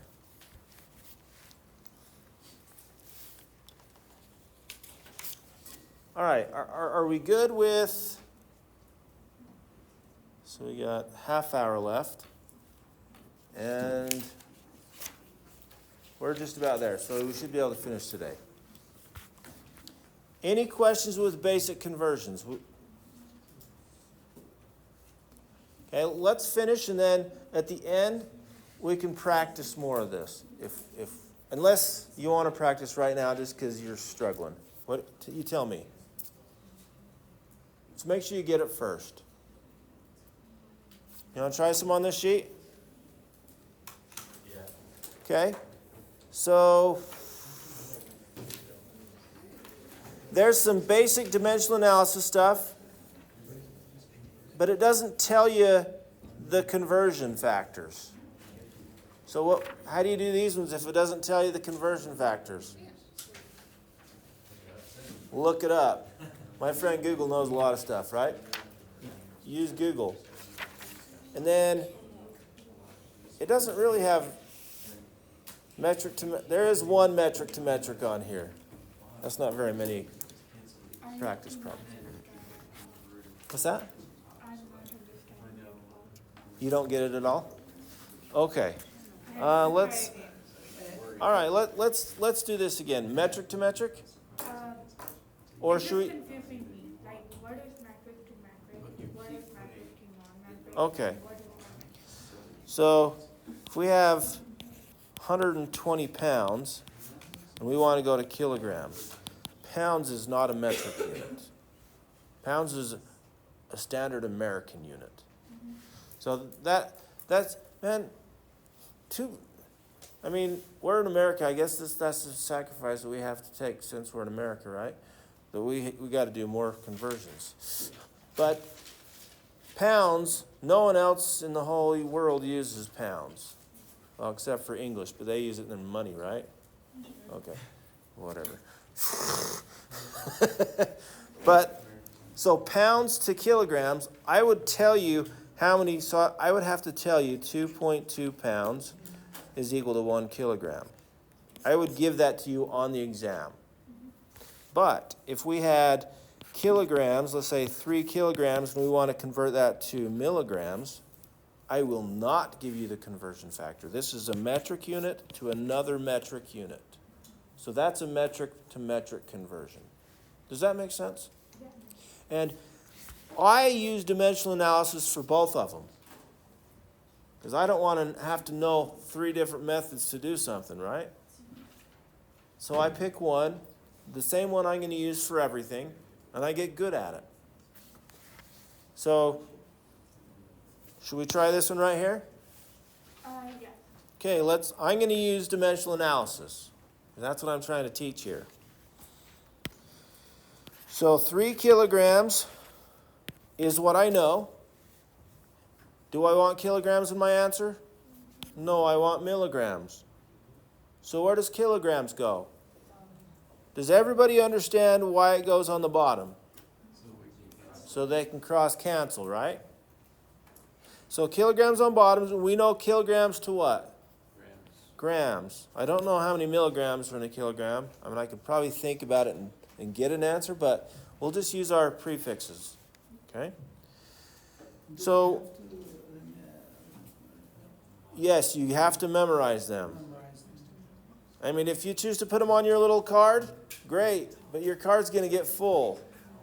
I would memorize those. Get them down. So 1 kilogram is the same as 1,000 grams or 10 to the 3. Yep, either way. So kilograms goes away. I'm still looking for milligrams, so I still got to keep going. I don't want grams, so where does it go? On bottom, so that it cancels. And if it was on bottom, I'd put it on top, right? You with me? So we want to go from milligrams or grams to milligrams. And 1 gram is 1 gram is the same as 1,000 milligrams. Or I could have said 10 to the power. 1 milligrams is the same as 10 to the power of negative 3. Do you get that those are the same? Because negative, if you have a negative exponent, you want it positive, you just bring it on top, right? But this one is a common one, you guys. I would get this one down. I would get all of them down. But this one we use all the time, the rest of the semester. 1,000 milli anything is equal to 1 of that thing, right? So I would get that down. Grams goes away, we're left with milligrams. That's what we're looking for. That tells us we can stop converting. Now we just multiply and divide. And divided by 1. So we can divide by 1. But does that do anything? It gave us an answer. Yeah. Your calculator, if you divide by 1, it'll still give you the same answer, right? Yet you can or you don't have to. So I always just say multiply and divide. But in this case, we're just going to multiply, right? That's it. 3 multiply 1,000 is 3 million milligrams. Are we good? How you feeling? Better? Okay, good.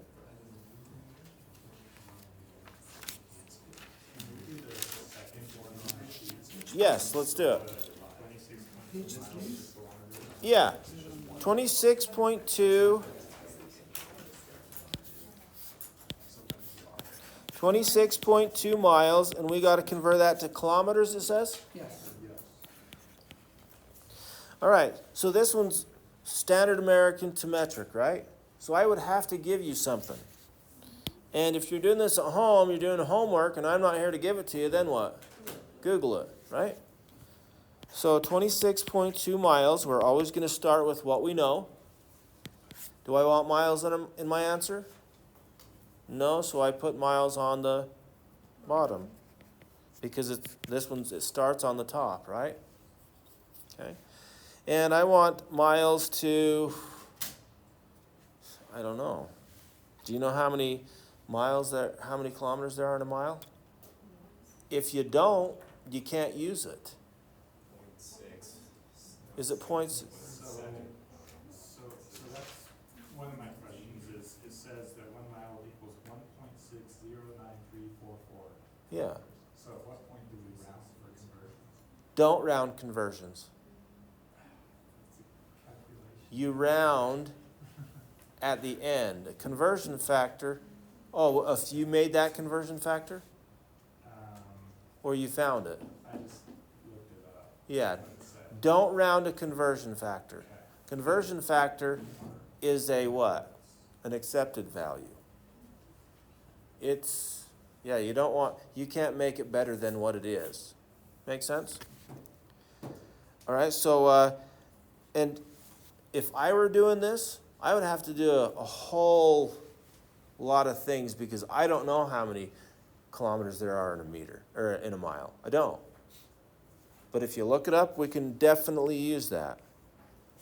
Is it 1 point what? 6 or 9. 609 kilometers is the same as 1 mile. Yeah, so I guess that's, 1.609344. 344? And who says that's right?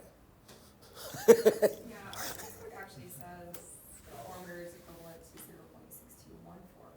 So 0.6214 miles is 1 kilometer. So then we can put 0.6294? 6.621? Sorry, 0.6214. That would work too. Because what's 1 divided by 0.6214? Try it in your calculator. What's 1 divided by 0.6214? Try it.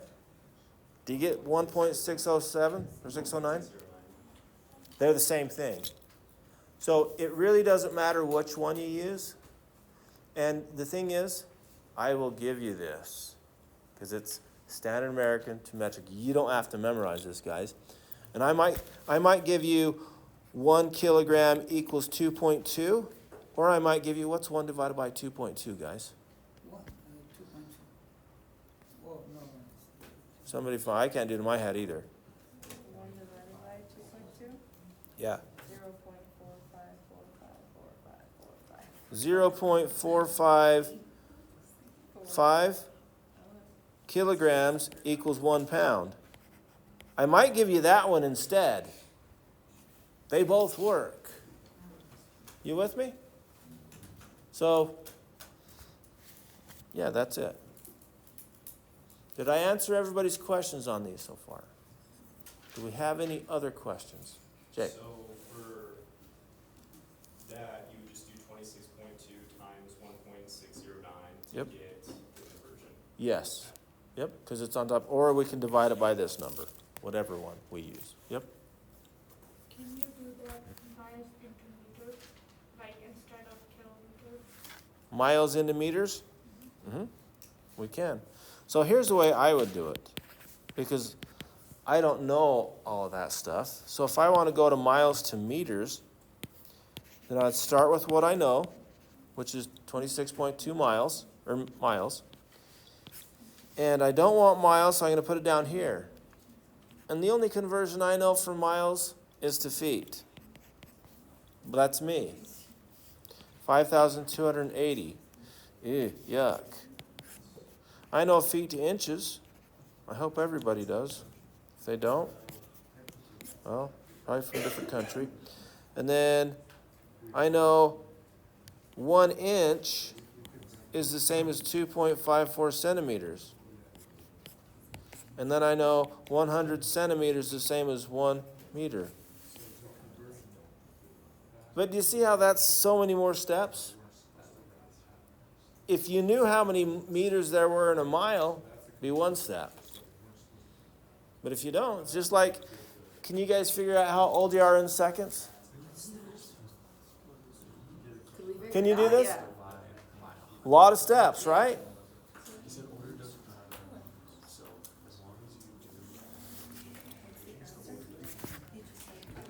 All right. I'm going to have to take a quick break. This is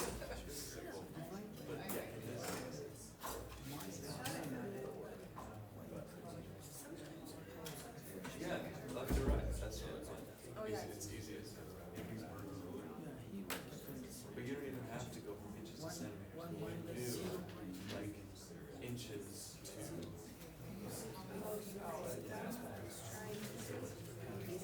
I got it from I also know it. how do you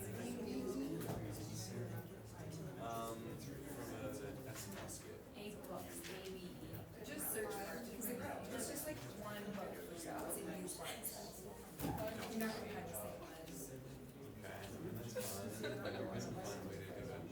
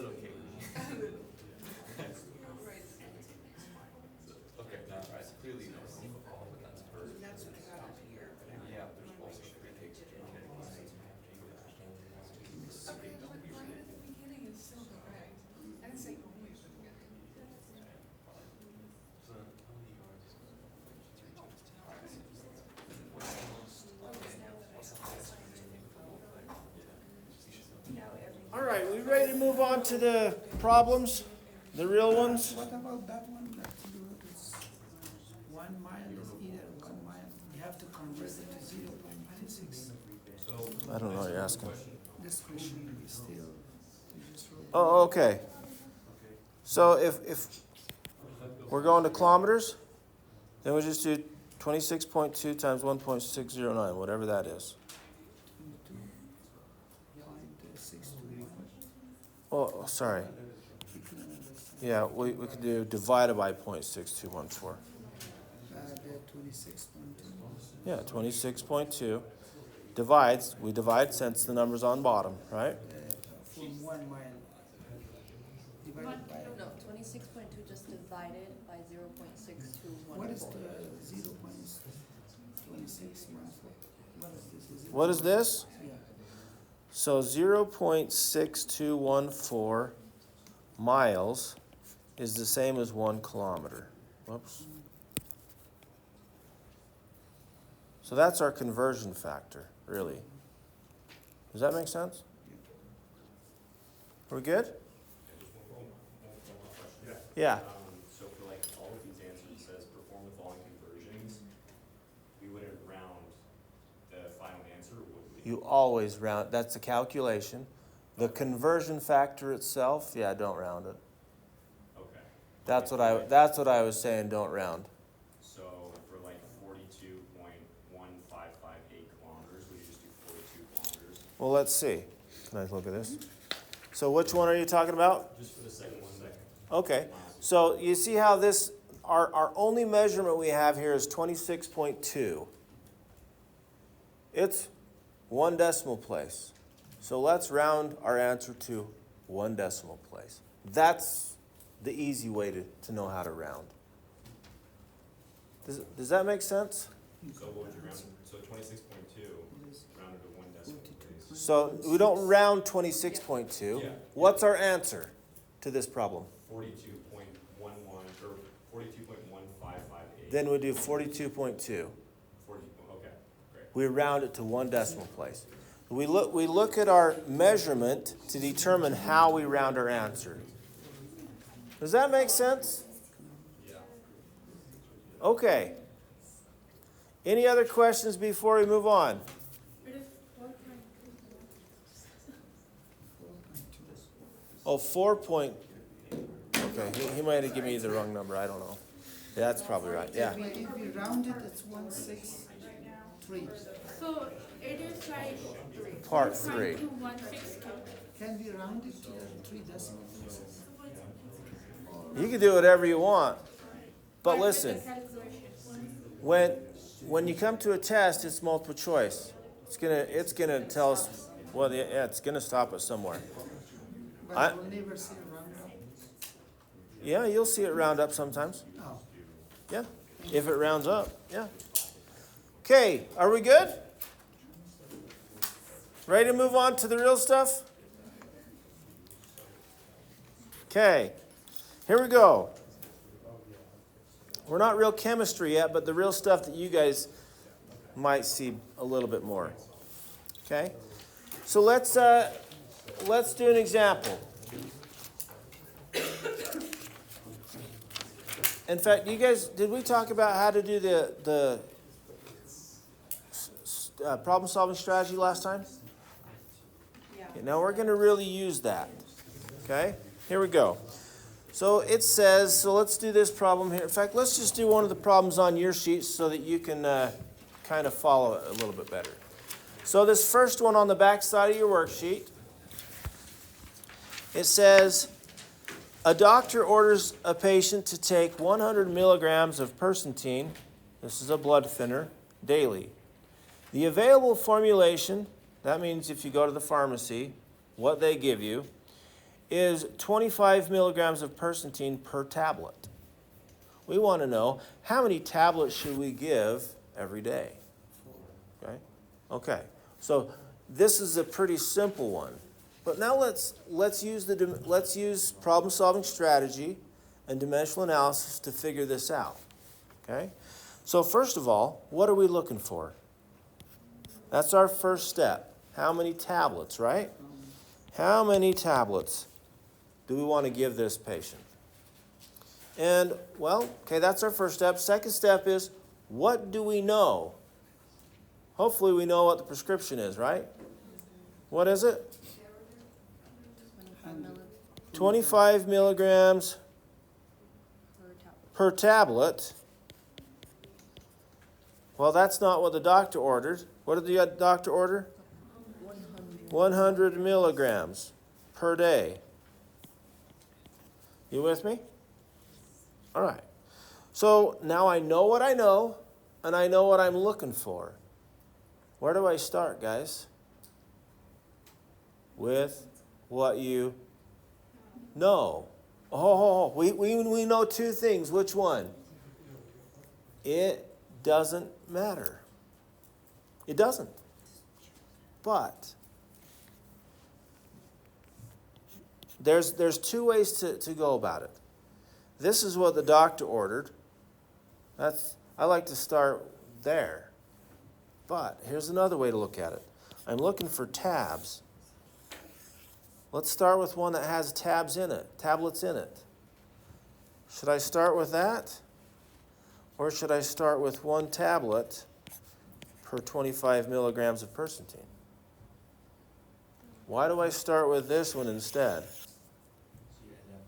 So I have tablets on top. I don't want per tablets in my answer. Are you with me? But that's why I start with what the doctor gives me. I can't go wrong there. Sometimes it might flip it, but we'll see. So let's start with 100 milligrams. 100 milligrams of Persentine per 1 day. And I want how many tablets per day, don't I? That right? Yeah. Okay. All right, so I don't want to get rid of days. I want that in my answer. I just want to get rid of milligrams. So I used that one. Now I can use this one. But where do I want milligrams? In the bottom, so they cancel. Well, that means I use this one. Do you see how I can just flip it? 25 milligrams to one tablet. But all you guys could do this in your head.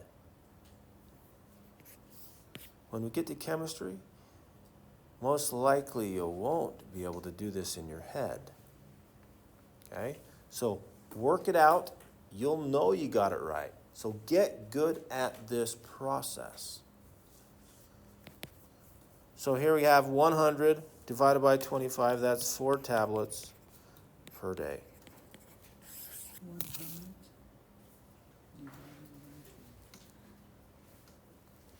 Do you understand why?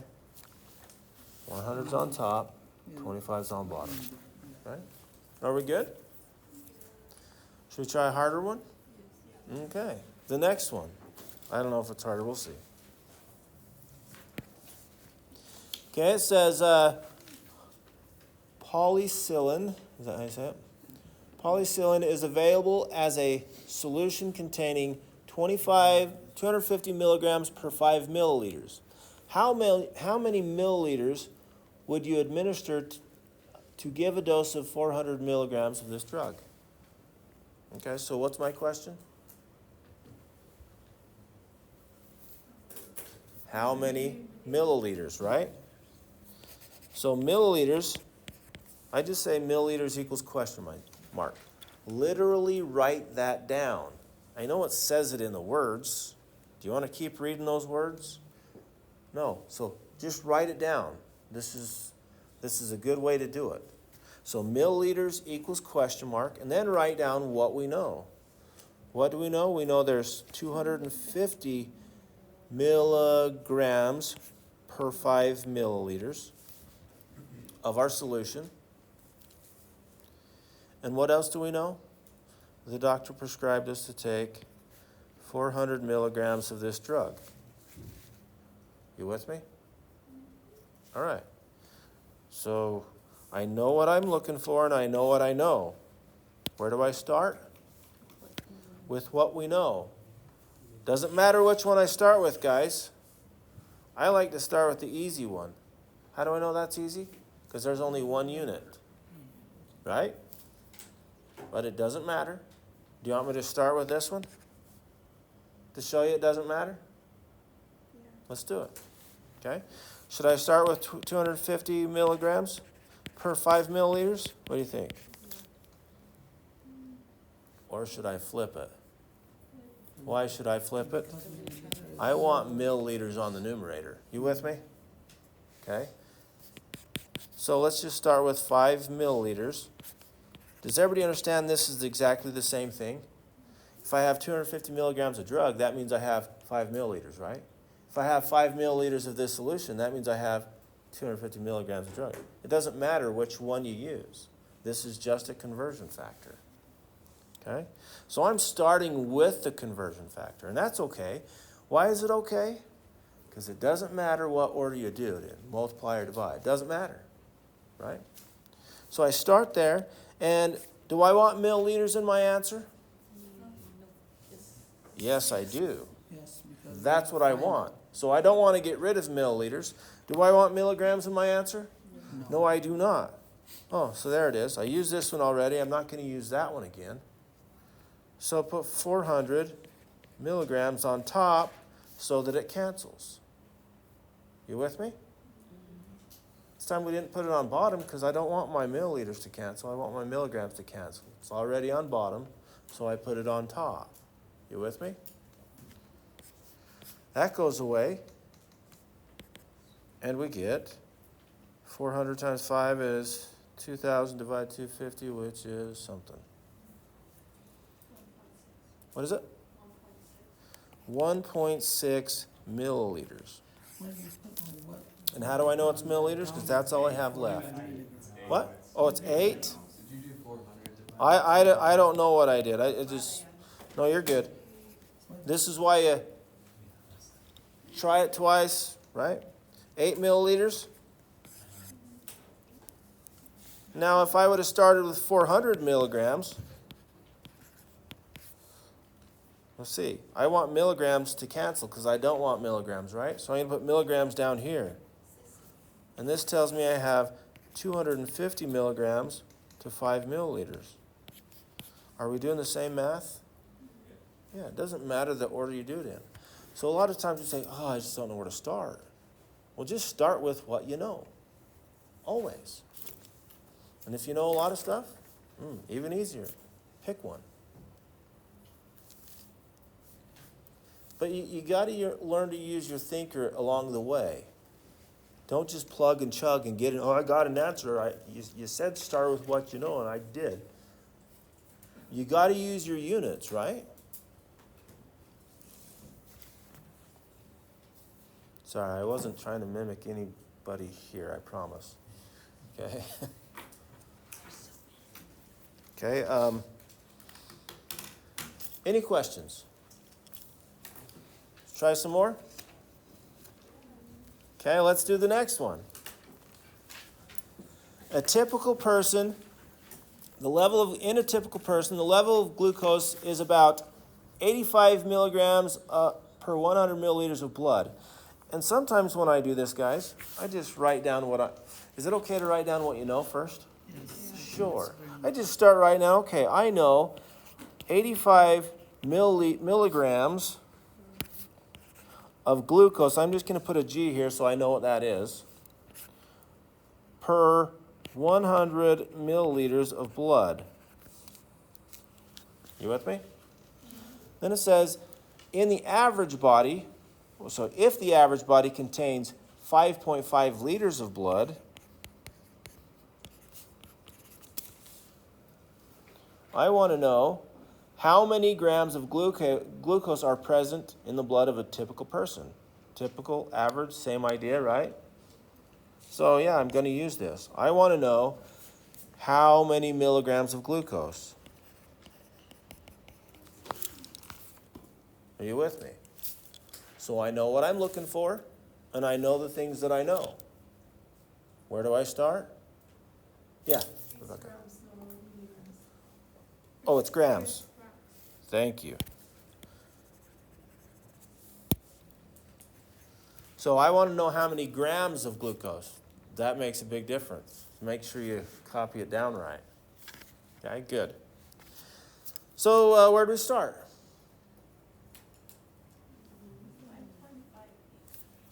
Yeah, that's the simplest, right? That's not pounds, by the way. Okay. 5.5 liters of glucose. And do I want liters of glucose in my answer? No. So I use that one, I can't use that one anymore. And I got to go to grams of glucose. So let's see. No, this is blood. This is not glucose.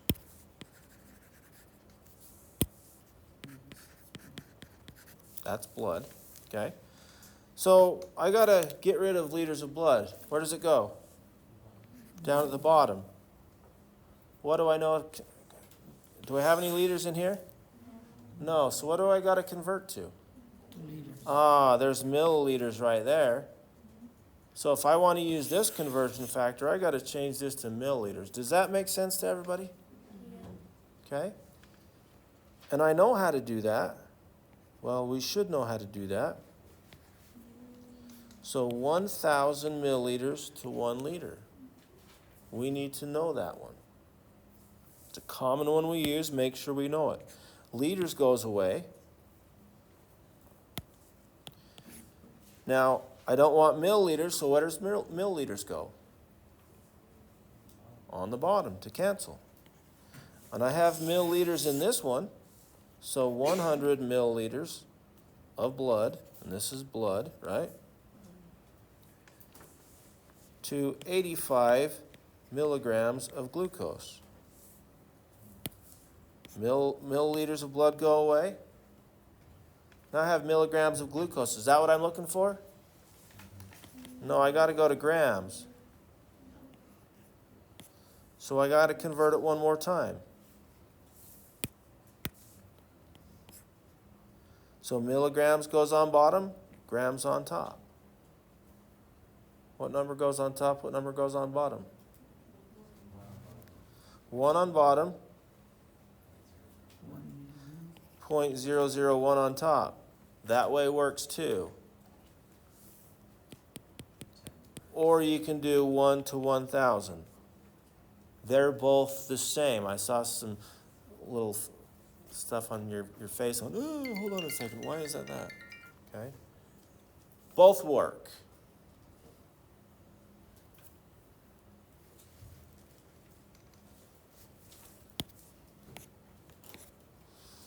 And we're left with grams, so we know we're done. We know we did it right. All of the units cancel except for what we're looking for. Now we divide. Then we multiply the guys on top, divide the guys on bottom, and we got it. That's it. How we feeling? It is 12:30. I'm okay if you want to do another one. But if you want to go, if you got to go, you got to go. It's 0.085. Yeah. For the second fraction with the 85 It's milligrams of divided by glucose 1. over the 100 milliliters of blood, Uh-huh. since both of the numbers are still present in the numerator and denominator, do you multiply and divide? Yeah. When you're doing the Oh, times Yes. Does it matter which one you do first? 9,000. No, it doesn't. So yeah, I'm just going to take 5.5. I'm going to multiply by 1,000 because it's on top. Divide. I'm going to multiply 85 because it's on top. I'm going to divide by 100 because it's on bottom. And I divide by 1,000 because it's on bottom. That's it. Did that answer your question? Maybe. Great, thanks. make sure that you're doing both operations and not just one or the other. Yep, you do both of them. Divided, The only one you don't have to do is when it's a 1. 1,000 times 85 times 100. Yep, thank you for asking. Oh no, Okay. divided by. So we do round out that, it's over 675. Oh, good. Let's find an answer. What is it? What does our calculator give us, guys? 4.675 grams of glucose. What should we round it to? 1 decimal place. because we start with 5.5 liters, right? Yeah. So it's going to be 4.7 grams of glucose.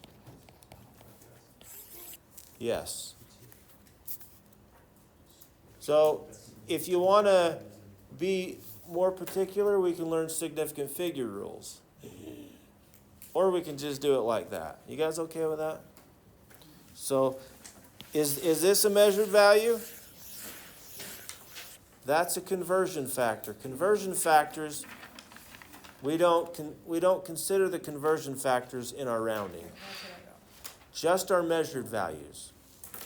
How do we know that's a measured value? Because somebody measured in a typical person 5.5 liters of blood. Are we good?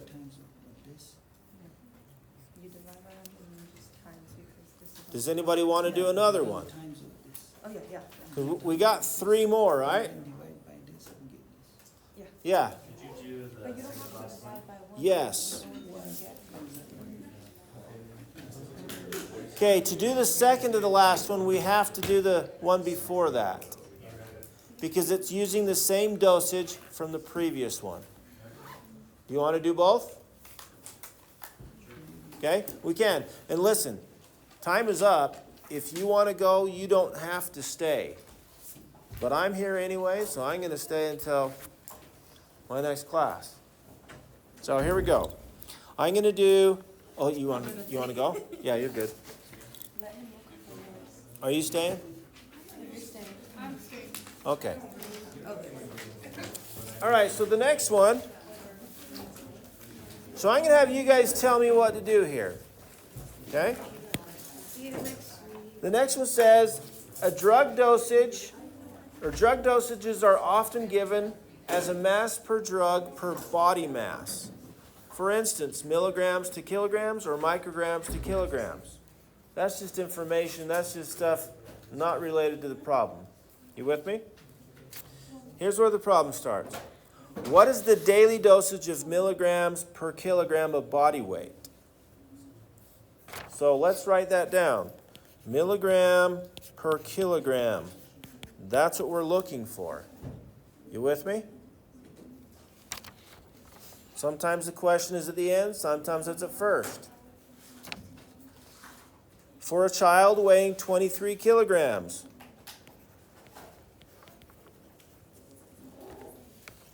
And this child takes 2 QTY. What's QTY?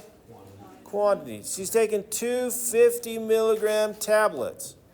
So how many milligrams is he taking? Can we just say 100 milligrams? We could. Or we can say 50 milligrams per tablet, and he's taking 2. You see how we can make it complex if we wanted to? All right. All right, so this is what we know. So how do we figure out the milligrams per kilogram?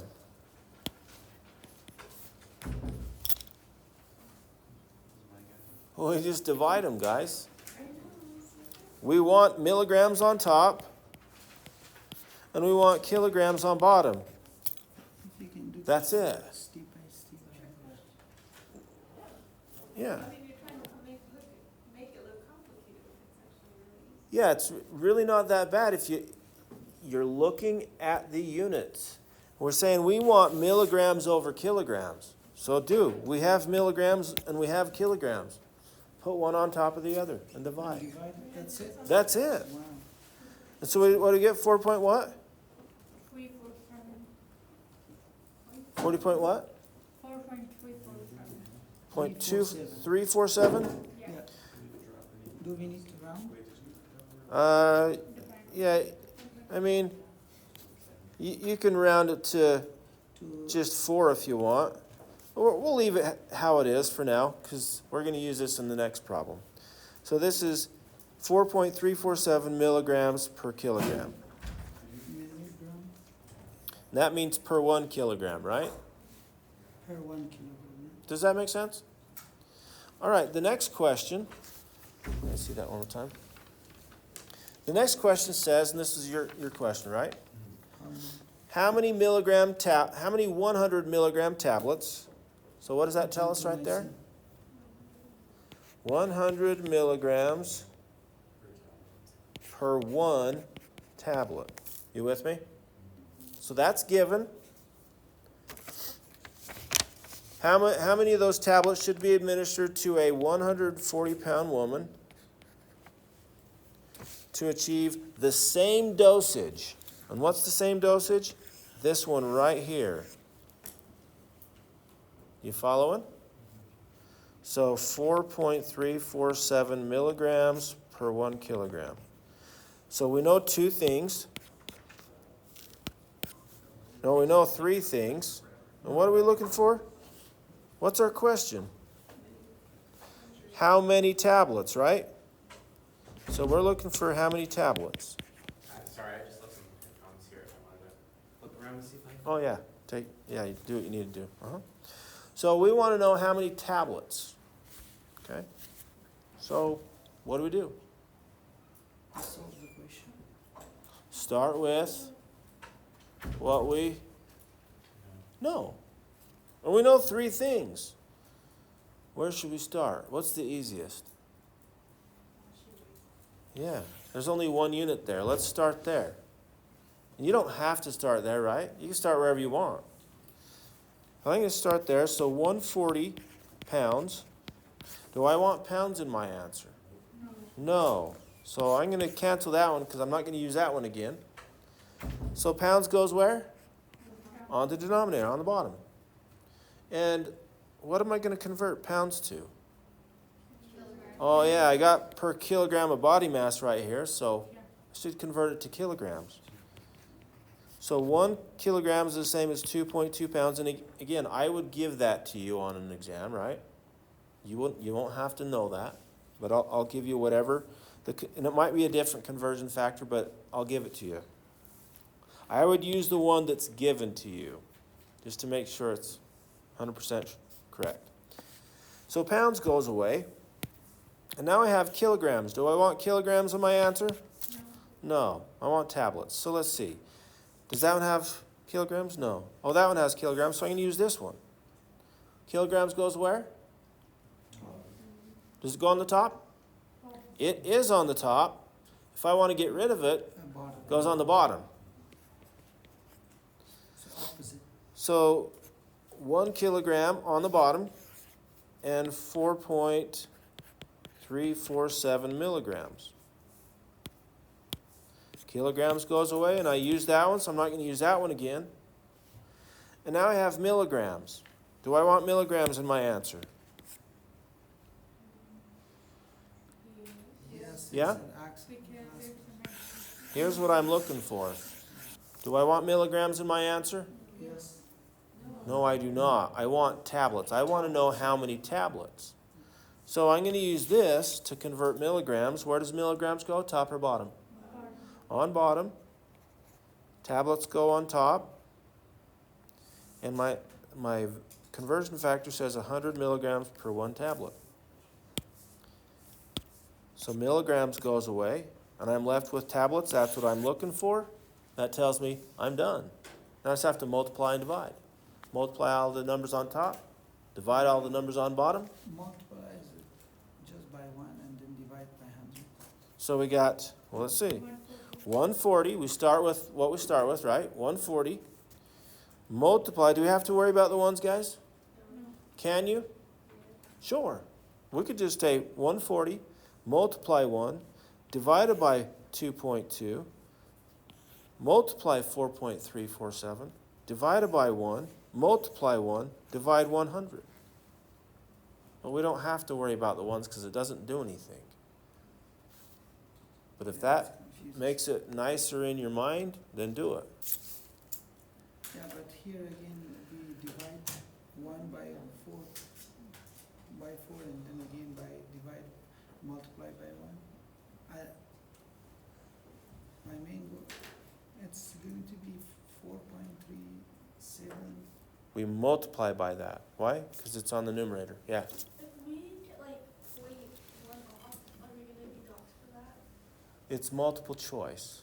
Everything's Oh, yeah. multiple choice. So if you're just like 0.1 off and the rest are going to be way off, you're going to know what it is, right? Does that make sense? Yeah. But here I have a question. If we have to divide 2.2 by 1 and then by 100, 2.21 divided by 1 kilogram and then divided by 100 kilogram. All we need to do here, But here, my question is, you take 140, you put that in your calculator. Divided by 2.2, multiply 4.347, divided by 100, equals. yeah, this will go divided by 100 and then divided by 100 and then the answer. Or I don't know what you're saying. But this one, let's forget about this. This is dividing by this, dividing by that. Uh-huh. Anything come out will go here. Am I right? What'd you say? If we divide by this, anything come out will go here. No, then you just multiply by this. So this divided by this, Yes. multiply this. See, here's how you do it in your calculator. 140, right? Divide By 2.2. 2.2. Whoops. Multiply, because it's on top. 4.347. Divide, because it's on bottom. And that's all of them? That's it. So that's wrong. Yeah. You will give the answer. Yeah. Do that. Does that make sense? Yes, now I got it. Okay. Hey, I just wanted to tell you real quick, if you go to this website. So like when you were converting, say, net.com, just wanna make sure I'm like it. I need to book that. Did you have a question? I don't know what the word is like giving these answers. Yeah, yeah. I don't Can I know hold how to this? say it, yeah. Yep, in stock. Right there. So, or if you will, And then just search for the title. okay, got it, thank you. So for that calculator, it's always gonna do that. I don't know if you can change it, but that's how you just change it. Yep. Yep. Yeah. For instance, like, Yeah, it's helpful. I like having it, Trying especially if you can to- get it that cheap. like if you're converting mega to like micro, you can't do that until So you've just look up gone the title on that website. from the mega to the And base. I heard That's snack like, it 'cause it's you're a good trying deal. to just it get it from to the Postmates. base. You can. There's a lot of ways to look at it. Yeah, you can go from here to here and then from here to here, because this number is relative to the base. To the base, that's Yeah. where okay. Uh-huh. And, I mean, you can go, so, okay, this is, mega is 1,000,000 times bigger than this. And micro is a 1,000,000 times smaller than this, so it's 1,000,000,000. If you want to just multiply by 1,000,000 and 1,000,000, you Okay. get that. So that works, but, Getting to the base Yeah. and doing the, uh-huh, okay, that Yeah. makes sense. Thank you. yeah, thanks for asking. What? The last one. You want to do the last one? Yeah, let's do it. Do you guys have a question? Yes, Uh-huh. we may answer it, I don't know. Okay. My question is just on doing the final math in the calculator, cause Okay. when I'm entering it in, I'm getting some whack number that like, it was like 45,000 pills that she would have to take, which is obviously Okay. not right. Okay. So I have no idea what I'm, This one here? and this one too, I had a question on both of these. Okay. So let's see how So you have it's it. actually, on this one, it's actually kind of easy to enter exponents into this particular calculator, Okay. but I don't So know if that always makes sense. here's what you do. You pick the way you want to do it and get good at it. So Okay. like when you're doing metric to metric, is that what you're saying? Yes. Yeah. So pick a way that you want, that makes But that sense in your doesn't, I mean, brain. that doesn't necessarily Yeah, work that won't be for this. here. And I So, tried to do it up here too, and it just went, yeah, don't use exponents if there's no exponents, okay. okay? So just type in 5.5. And then we're gonna multiply and divide by 1,000. Which one? Multiply and divide? Are we gonna multiply or divide by 1,000? Or we're gonna multiply? Because it's on top, right? Mhm. So multiply 1,000. Multiply 85 because it's on top. Divide by 1,000 or 100 because it's on bottom. And is that I erased this. okay, liters, liters, milliliters, milliliters? Oh, and then this should be 1,000, right? Or you can do 10 to the 3. I did have 10 to the 3 in You it. can use 10 to the 3. Go ahead, do 10 to the 3. And this is probably what made it wrong. Go ahead and write 10 to the 3 there. Because that's okay, you can do that.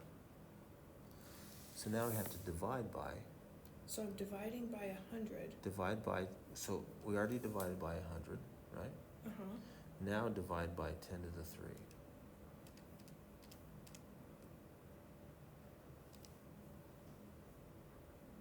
There you go.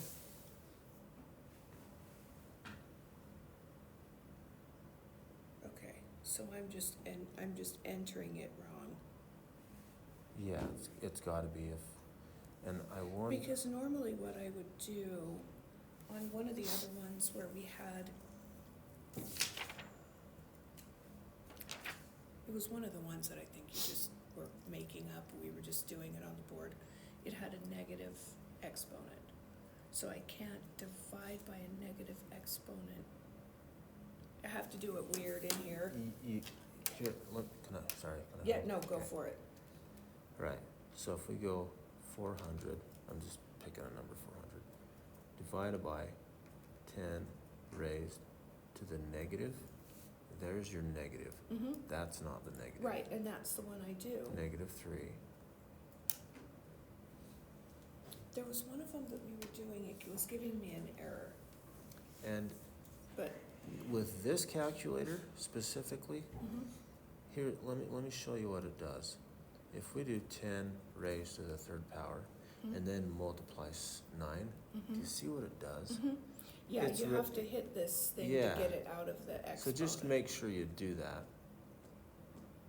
Raised to the 3rd power, get it out of there, times 9. Yeah, So that might have been, I don't know if that's, maybe. Okay, well, I'm gonna try to multiply this one out then yeah, do it. while you're doing the next. All right, you guys want to go over the next one? Yeah, I have a quick question. All right. Kenny, can I just look off of yours, because I don't have one? Oh, yeah, Can I just look off your paper? All right, so it says, you wanted to go over this, right? Okay, so it says a doctor orders 50-pound child, so child that weighs 50 pounds, 75 milligrams. to take 75 milligrams of this drug every 8 hours. 75 milligrams per 8 hours.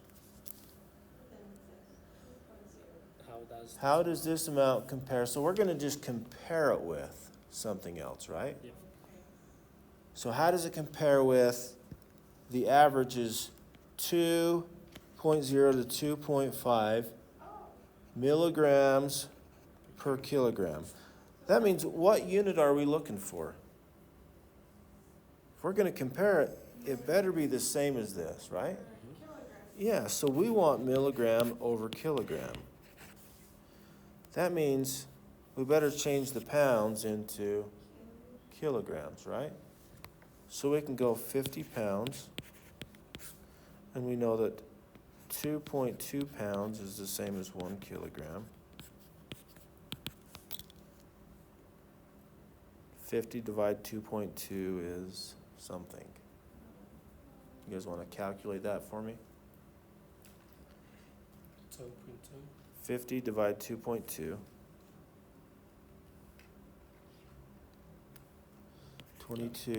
22.73 kilograms.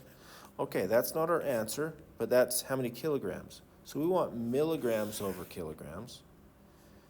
So, and it's per 8 hours. This is also saying per 8 hours, right? So do we even need to know that 8 hours? Let's see, this is saying that So this dosage right here, 2 to 2.5, is for 8 hours, and this is for 8 hours. Since they're both for 8 hours, don't even need it. Does that make sense? So we're gonna go 75 milligrams for 22.73 kilograms, because that's the right unit. So we type in that in our calculator, 75 divide 22.73. And what do we, It was only to convert 50 pounds into the kilograms. yeah, uh-huh. Now, we could have done it a different way. We could have. Should I show you? Okay. Okay, watch. Since I want milligrams to kilograms, can I just say 75 milligrams over 50 pounds? And then convert pounds, because pounds is similar to kilograms, right? Pounds, we go to 2.2 pounds to 1 kilogram. What cancels? Pounds cancels. Yeah. And now we have milligrams per kilograms. And then we're done. Yeah, exactly. Yeah. That's, Pretty easy. yeah, that's the way I like to do it, but sometimes as we start, it's nice to do one step at a time, and I probably should have showed that today. One step at a time. And anyway, we're getting the same numbers, right? Yes. Because